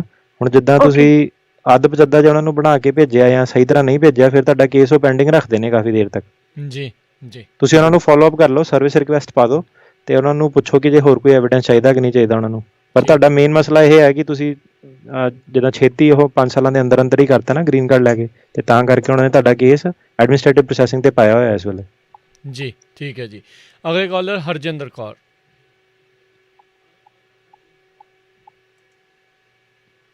ਹੈਲੋ, ਸਤਿ ਸ਼੍ਰੀ ਅਕਾਲ। ਸਤਿ ਸ਼੍ਰੀ ਅਕਾਲ ਜੀ। ਹਾਂਜੀ ਜੀ, ਮੇਰਾ ਕੁਐਸਚਨ ਹੈ ਵੀ ਮੈਂ ਆਪਣੇ ਬੇਟੇ ਦਾ ਇੰਡੀਆ ਵਿਆਹ ਕੀਤਾ ਸੀ ਤਾਂ ਉਹਨਾਂ ਦੀ ਪਟੀਸ਼ਨ ਅਸੀਂ ਜਿੱਦਾਂ ਮਾਰਚ ਐਂਡ ਤੇ ਫਾਈਲ ਕੀਤੀ ਸੀਗੀ ਜੀ, ਤੇ ਮੁੜ ਕੇ ਉਹਨਾਂ ਨੂੰ ਸਾਨੂੰ ਜਿੱਦਾਂ ਉਹਨਾਂ ਨੇ ਈਮੇਲ ਤੋਂ ਭੇਜਿਆ ਸੀਗਾ, ਪਰ ਉਹਨਾਂ ਨੇ ਇਨਵੋਇਸ ਸਾਨੂੰ ਭੇਜ ਦਿੱਤੀ। ਉਸ ਤੋਂ ਬਾਅਦ ਉਹ ਕੁਛ ਨਹੀਂ ਆਇਆ, ਉਹਨਾਂ ਦਾ ਨਾ ਕੋਈ ਲੈਟਰ ਆਈ, ਕੁਛ ਨਹੀਂ ਹੈਗਾ। ਚਲੋ, ਅੱਜ ਦੀ ਡੇਟ 'ਚ ਹੁਣ ਕੀ ਲੇਟੈਸਟ ਇਹ ਹੈਗਾ ਇਸ ਟੌਪਿਕ ਦੇ ਉੱਤੇ ਕਿ ਇਨਵੋਇਸ ਕਈ ਸਾਰੇ ਲੋਕਾਂ ਨੂੰ ਆ ਗਏ, ਫੀਸ ਭਰ ਪਾ ਰਹੇ ਨੇ ਪਰ ਇੰਟਰਵਿਊ ਨਹੀਂ ਸਕੈਜੂਲ ਕਰ ਪਾ ਰਹੇ। ਹਾਂਜੀ, ਨਹੀਂ ਜੋ ਤਾਂ ਉਹਦੀ ਜਿੱਦਾਂ ਵੀ ਪਟੀਸ਼ਨ ਅਪਰੂਵ ਹੋਈ ਤੇ ਆਪਾਂ ਨੂੰ ਕੁਛ ਭੇਜ ਦਿਓ, ਵੀ ਕੁਛ ਨਹੀਂ ਆਇਆ। 130 ਅਪਰੂਵ ਕੀ ਕਿਹੜੀ ਪਟੀਸ਼ਨ ਅਪਰੂਵ? 130 ਤਾਂ ਤੁਹਾਡਾ ਅਪਰੂਵ ਹੋ ਗਿਆ ਹੋਣਾ ਆਲਰੇਡੀ, ਹਨਾ? ਹਾਂਜੀ, ਉਹਨਾਂ ਨੂੰ ਕੁਛ ਦੱਸਿਆ ਹੀ ਨਹੀਂ, ਬਸ ਉਹ ਆਪਾਂ ਜਿੱਦਾਂ ਈਮੇਲ ਉਹਨਾਂ ਨੂੰ ਪੇਪਰ ਭੇਜੇ ਸੀ ਬੇਟੇ ਨੇ, ਬੇਟਾ ਸਿਟੀਜ਼ਨ ਬੋਰਨ ਇੱਥੇ ਦਾ ਆ। 130 ਅਪਰੂਵ ਹੋਇਆ ਕਿ ਨਹੀਂ ਹੋਇਆ ਜੀ? ਹਾਂਜੀ, ਨਹੀਂ ਉਹਨਾਂ ਨੂੰ ਕੁਛ ਵੀ ਨਹੀਂ ਦੱਸਿਆ ਸਾਨੂੰ, ਨਾ ਕੋਈ ਲੈਟਰ ਆਈ ਹੈ, ਨਾ ਉਹਨਾਂ ਨੇ ਈਮੇਲ ਤੇ ਕੁਛ ਦੱਸਿਆ ਸੀ, ਉਹਦਾ ਪੈਂਡਿੰਗ ਆਈ ਜਾਂਦਾ ਆ। ਆਹੋ, ਫਿਰ ਤੇ 130 ਕਦੋਂ ਫਾਈਲ ਕੀਤਾ ਸੀਗਾ, ਕਿਹੜੇ ਮਹੀਨੇ? ਹਾਂਜੀ, ਮਾਰਚ ਦੇ ਐਂਡ ਤੇ ਕੀਤਾ ਸੀ। ਹਾਂ, ਉਹ ਤਾਂ ਫਿਰ ਅਜੇ ਪੈਂਡਿੰਗ ਹੀ ਆ, ਉਹਦੀ ਵੇਟ ਕਰੋ ਤੁਸੀਂ। ਇਨਵੋਇਸ ਤਾਂ ਉਹ ਤਾਂ ਜਦੋਂ 130 ਅਪਰੂਵ ਹੋਗਾ ਫਿਰ ਅੱਗੇ ਜਾਊਗਾ, ਤੁਸੀਂ ਵੇਟ ਕਰੋ ਇਹਦੀ ਤੇ ਫੋਲੋ ਅਪ ਕਰ ਸਕਦੇ ਹੋ ਉਹਨਾਂ ਨੂੰ ਕਾਲ ਕਰਕੇ। ਜਿੱਦਾਂ ਇਨਵੋਇਸ ਜਦੋਂ ਆਪਾਂ ਉਦੋਂ ਤੋਂ ਇਹ ਕਰ ਲੈਂਦੇ, ਪਟੀਸ਼ਨ ਅਪਰੂਵ ਕਰਦੇ ਜਾਂ ਕਿ ਅੱਗੇ ਜਾ ਕੇ ਪੈਂਦਾ ਟਾਈਮ? ਤੁਸੀਂ ਕਿੱਥੇ, ਕੈਲੀਫੋਰਨੀਆ, ਨੇਬਰਾਸਕਾ, ਕਿੱਥੇ ਕੀਤਾ ਸੀਗਾ ਫਾਈਲ? ਕੈਲੀਫੋਰਨੀਆ ਚ ਜੀ, ਸੈਕਰਾਮੈਂਟੋ ਚ ਫਾਈਲ ਕੀਤਾ ਸੀਗਾ। ਜਿਹੜੀ ਇਹਨਾਂ ਦੀ ਪ੍ਰੋਸੈਸਿੰਗ ਟਾਈਮ ਹੈਗੀ ਆ ਉਹ ਇਸ ਵੇਲੇ ਜਿਹੜੇ US ਸਿਟੀਜ਼ਨ ਵਾਲੇ ਹੈਗੇ ਆ ਉਹਦੀ ਹੈਗੀ ਆ 11 ਤੋਂ 15 ਮਹੀਨੇ। ਅੱਛਾ ਜੀ, ਠੀਕ ਹੈ। ਜਦੋਂ ਤੁਹਾਡੇ 15 ਮਹੀਨੇ ਟੱਪ ਜਾਂਦੇ ਆ, ਵੇਟਿੰਗ ਰਹਿੰਦਾ, ਫਿਰ ਤੁਸੀਂ ਸਰਵਿਸ ਰਿਕੁਐਸਟ ਪਾ ਕੇ ਉਹਨਾਂ ਨੂੰ ਤੇਜ਼ ਕਰਨ ਲਈ ਕਹਿ ਸਕਦੇ ਹੋ, ਪਰ ਅਜੇ ਤੁਸੀਂ ਵੇਟ ਕਰੋ। ਜੀ, ਥੈਂਕ ਯੂ ਜੀ। ਜੀ ਬਿਲਕੁਲ। ਸੋ ਫੋਨਸ ਇੰਨੇ ਜ਼ਿਆਦਾ ਆ ਰਹੇ ਆ ਵੀ ਫੋਨ ਸਿਸਟਮ ਸਾਡਾ ਹੈਂਗ ਹੋ ਗਿਆ। ਸੋ ਥੋੜ੍ਹੀ ਜਿਹੀ ਇੱਕ ਜਿਹੜੀ ਉਹ ਬ੍ਰੇਕ ਲੈ ਕੇ ਅਸੀਂ ਵਾਪਸ ਜਿਹੜੇ ਉਹ ਹਾਜ਼ਰ ਹੁੰਦੇ ਹਾਂ। ਅਤੇ ਸਰੋਤਿਓ ਇੱਦਾਂ ਹੀ ਜਿਹੜਾ ਜੋ ਜੁੜੇ ਰਹੋ। ਅਤੇ ਇੱਕ ਜਿਹੜੀ ਚੀਜ਼ ਇੱਕ ਵਾਰੀ ਫਿਰ ਜਗਵੀਰ ਜੀ ਤੌਰ ਤੋਂ ਆਪਾਂ ਫਿਰ ਕਲੀਅਰ ਕਰ ਲਈਏ ਵੀ ਐਪਲੀਕੇਸ਼ਨਾਂ ਵਾਪਸ ਜਿਹੜੀਆਂ ਉਹ ਹੋ ਰਹੀਆਂ ਨੇ, ਵੀ ਉਸ ਦੇ ਬਾਰੇ ਇੱਕ ਵਾਰੀ ਫਿਰ ਕਲੈਰਿਟੀ ਜਿਹੜੀ ਆ, ਕਿਉਂਕਿ ਬਹੁਤ ਸਾਰੇ ਲੋਕ ਅਜਿਹੇ ਨੇ ਜਿਹੜੇ ਇੱਕ ਦੂਜੇ ਦੀ ਮਦਦ ਕਰਦੇ ਨੇ ਜਾਂ ਜਿਹੜੇ ਅਟਰਨੀ ਨਹੀਂ ਨੇ ਉਹ ਪੈਰਾਲੀਗਲ ਦੇ ਤੌਰ ਦੇ ਉੱਤੇ ਲੋਕਾਂ ਦੀ ਜਿਹੜੀ ਕਹਿ ਲਓ ਵੀ ਉਸ ਤਰੀਕੇ ਦੇ ਨਾਲ ਕਰ ਰਹੇ ਆ। ਸੋ ਉਹਨਾਂ ਨੂੰ ਜ਼ਰੂਰ ਇੱਕ ਵਾਰੀ ਫਿਰ ਦੱਸ ਦਿਓ ਵੀ ਕੀ ਜਿਹੜਾ ਉਹਨਾਂ ਨੂੰ ਕਰਨਾ ਚਾਹੀਦਾ ਹੈ। ਦੇਖੋ, ਜਿਹੜੀ ਤਾਂ ਹੋ ਗਈ ਛੋਟੀ ਮੋਟੀ ਚੀਜ਼ ਜਿਹੜੀ ਕਿ ਵਾਪਸ ਫਾਈਲ ਕੀਤੀ ਜਾ ਸਕਦੀ ਹੈ, ਜਿੱਦਾਂ ਹੁਣ ਤੁਹਾਡੀ ਐਡਜਸਟਮੈਂਟ ਵਾਪਸ ਆ ਜਾਂਦਾ, 130 ਵਾਪਸ ਆ ਜਾਂਦਾ, ਵਰਕ ਪਰਮਿਟ ਆ ਜਾਂਦਾ, ਉਹ ਤਾਂ ਜਦੋਂ ਚਲੋ ਕੋਈ ਨਹੀਂ, ਤੁਸੀਂ ਦੁਬਾਰਾ ਡਿਫੈਕਟ ਕਿਉਰ ਕਰਕੇ ਵਾਪਸ ਫਾਈਲ ਕਰ ਸਕਦੇ ਹੋ।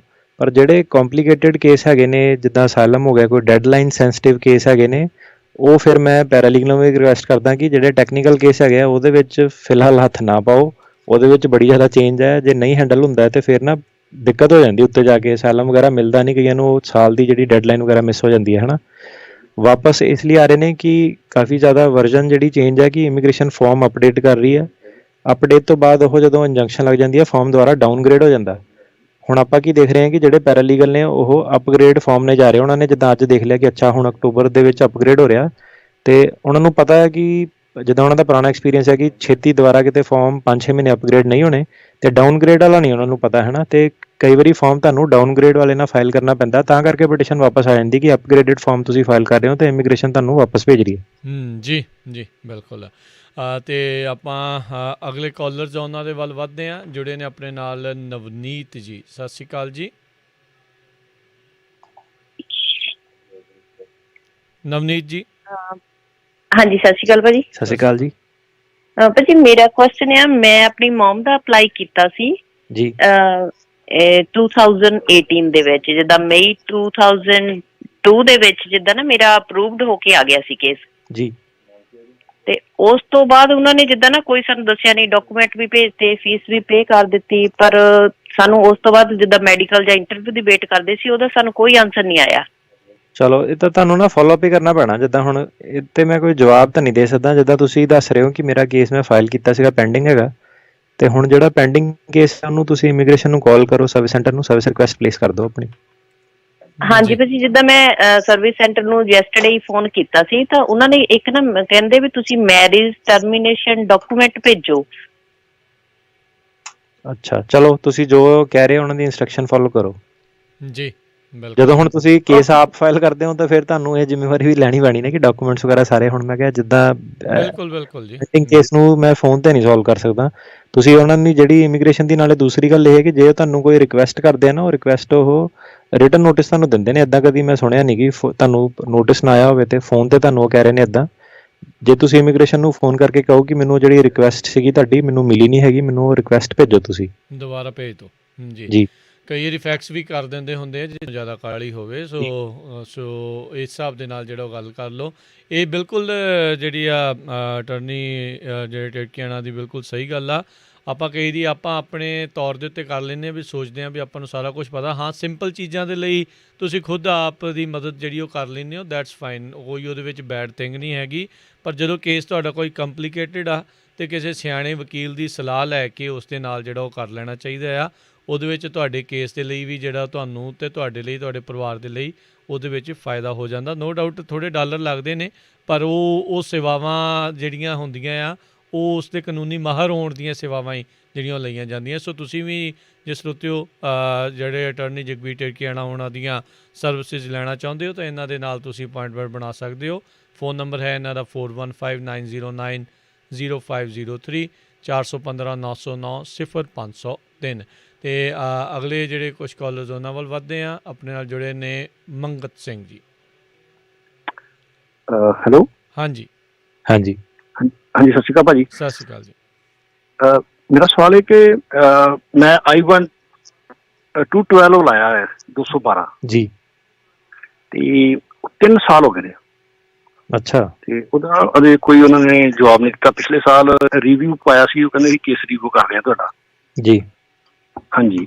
ਤੇ ਕਿਹੜੇ ਫੀਲਡ ਆਫਿਸ ਮਾਰੇ ਲਾਇਆ ਤੁਸੀਂ? ਨਹੀਂ, ਮੈਨੂੰ ਇਹਦੇ ਬਾਰੇ ਨਹੀਂ ਪਤਾ ਹੈਗਾ। ਕਿੱਥੇ ਰਹਿੰਦੇ ਹੋ? ਮੈਂ ਨਿਊਯਾਰਕ। ਤੇ ਅੱਛਾ, ਤੇ ਫਿਰ ਤੁਸੀਂ ਨੇਬਰਾਸਕਾ ਲਾਇਆ?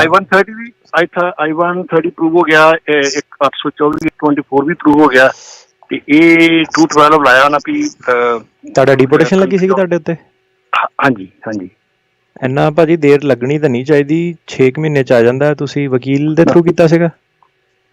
ਥਰੂ, ਹਾਂਜੀ। ਚਲੋ ਉਹਨੂੰ ਕੰਟੈਕਟ ਕਰੋ, ਉਹਨੂੰ ਕਹੇ ਫੋਲੋ ਰਿਕੁਐਸਟ ਪਾਵੇ। ਉਹਨਾਂ ਨੇ ਪਿਛਲੇ ਸਾਲ ਅਕਤੂਬਰ ਵਿੱਚ ਉਹਨਾਂ ਨੇ ਪਾਇਆ ਸੀ। ਉਹ ਤਾਂ ਬੜੀ ਦੇਰ ਹੋ ਗਈ, ਦੁਬਾਰਾ ਪਵਾਓ ਫਿਰ ਇੱਕ। ਅੱਛਾ ਠੀਕ ਹੈ। ਦੂਸਰਾ ਇੱਕ ਹੋਰ ਇਹਦੇ ਨਾਲ ਹੈ ਵੀ ਮੈਨੂੰ ਇਹ ਕੰਟਰੀ ਕਹਿੰਦੇ ਆਊਟ ਕਰਨਾ ਪਏਗਾ। ਮੈਂ ਹੋਰ ਕੰਟਰੀ ਵੀ ਜਾ ਸਕਦਾ ਕਿ ਮੈਨੂੰ ਇੰਡੀਆ ਜਾਣਾ ਪਏਗਾ ਇਕੱਲਾ? ਭਾਜੀ ਹੋਰ ਕੰਟਰੀ ਵੀ ਜਾ ਸਕਦੇ ਹੋ ਜੇ ਕੋਈ, ਪਰ ਗੱਲ ਇੱਦਾਂ ਕਿ ਦੂਸਰੀ ਕੰਟਰੀ 'ਤੇ ਜਾਓਗੇ ਕਿੱਦਾਂ, ਹੈ ਨਾ? ਤੁਹਾਨੂੰ ਟਰੈਵਲ ਕਿੱਦਾਂ ਕਰੋਗੇ ਉੱਥੇ? ਪਾਸਪੋਰਟ ਹੈਗਾ ਤੁਹਾਡੇ ਕੋਲ? ਪਾਸਪੋਰਟ ਹੈਗਾ, ਹਾਂਜੀ। ਅੱਛਾ, ਦੂਸਰੀ ਗੱਲ ਇਹ ਹੈ ਕਿ ਇੰਡੀਆ ਦੇ ਵਿੱਚ ਪੁਲਿਸ ਕਲੀਅਰੈਂਸ ਵੀ ਤੁਹਾਨੂੰ ਲੈਣੀ ਪੈਣੀ ਆ, ਉਹ ਕਿੱਦਾਂ ਲਾਓਗੇ? ਠੀਕ ਹੈ ਜੀ।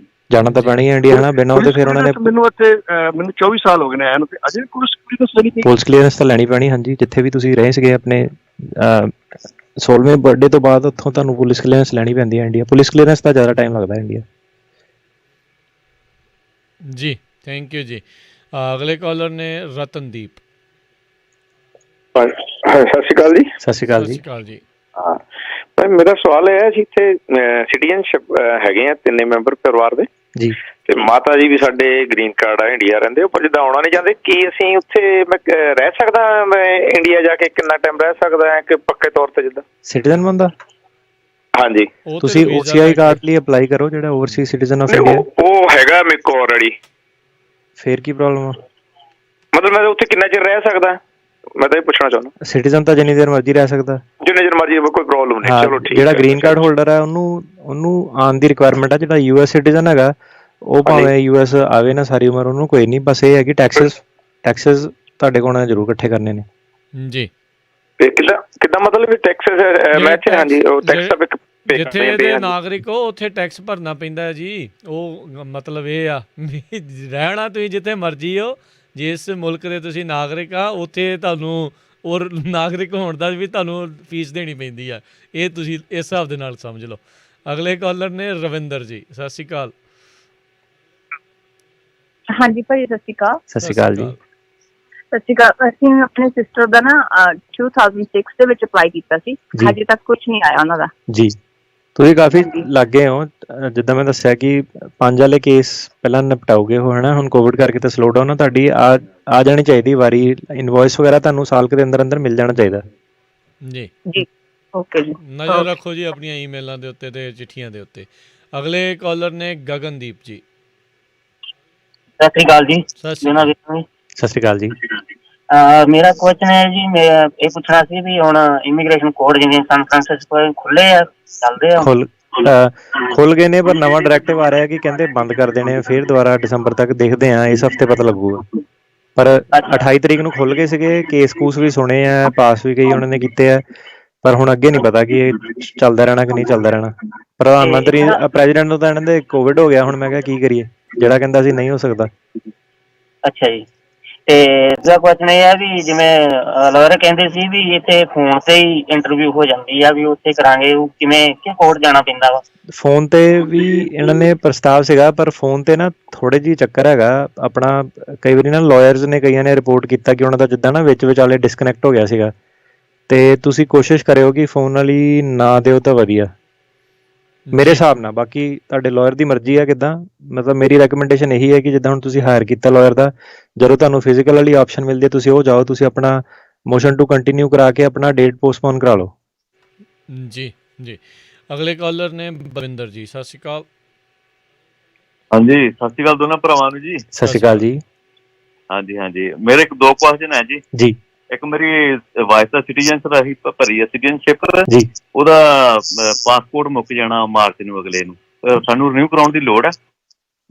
ਇੰਡੀਆ ਵਾਲਾ? ਹਾਂਜੀ ਹਾਂਜੀ।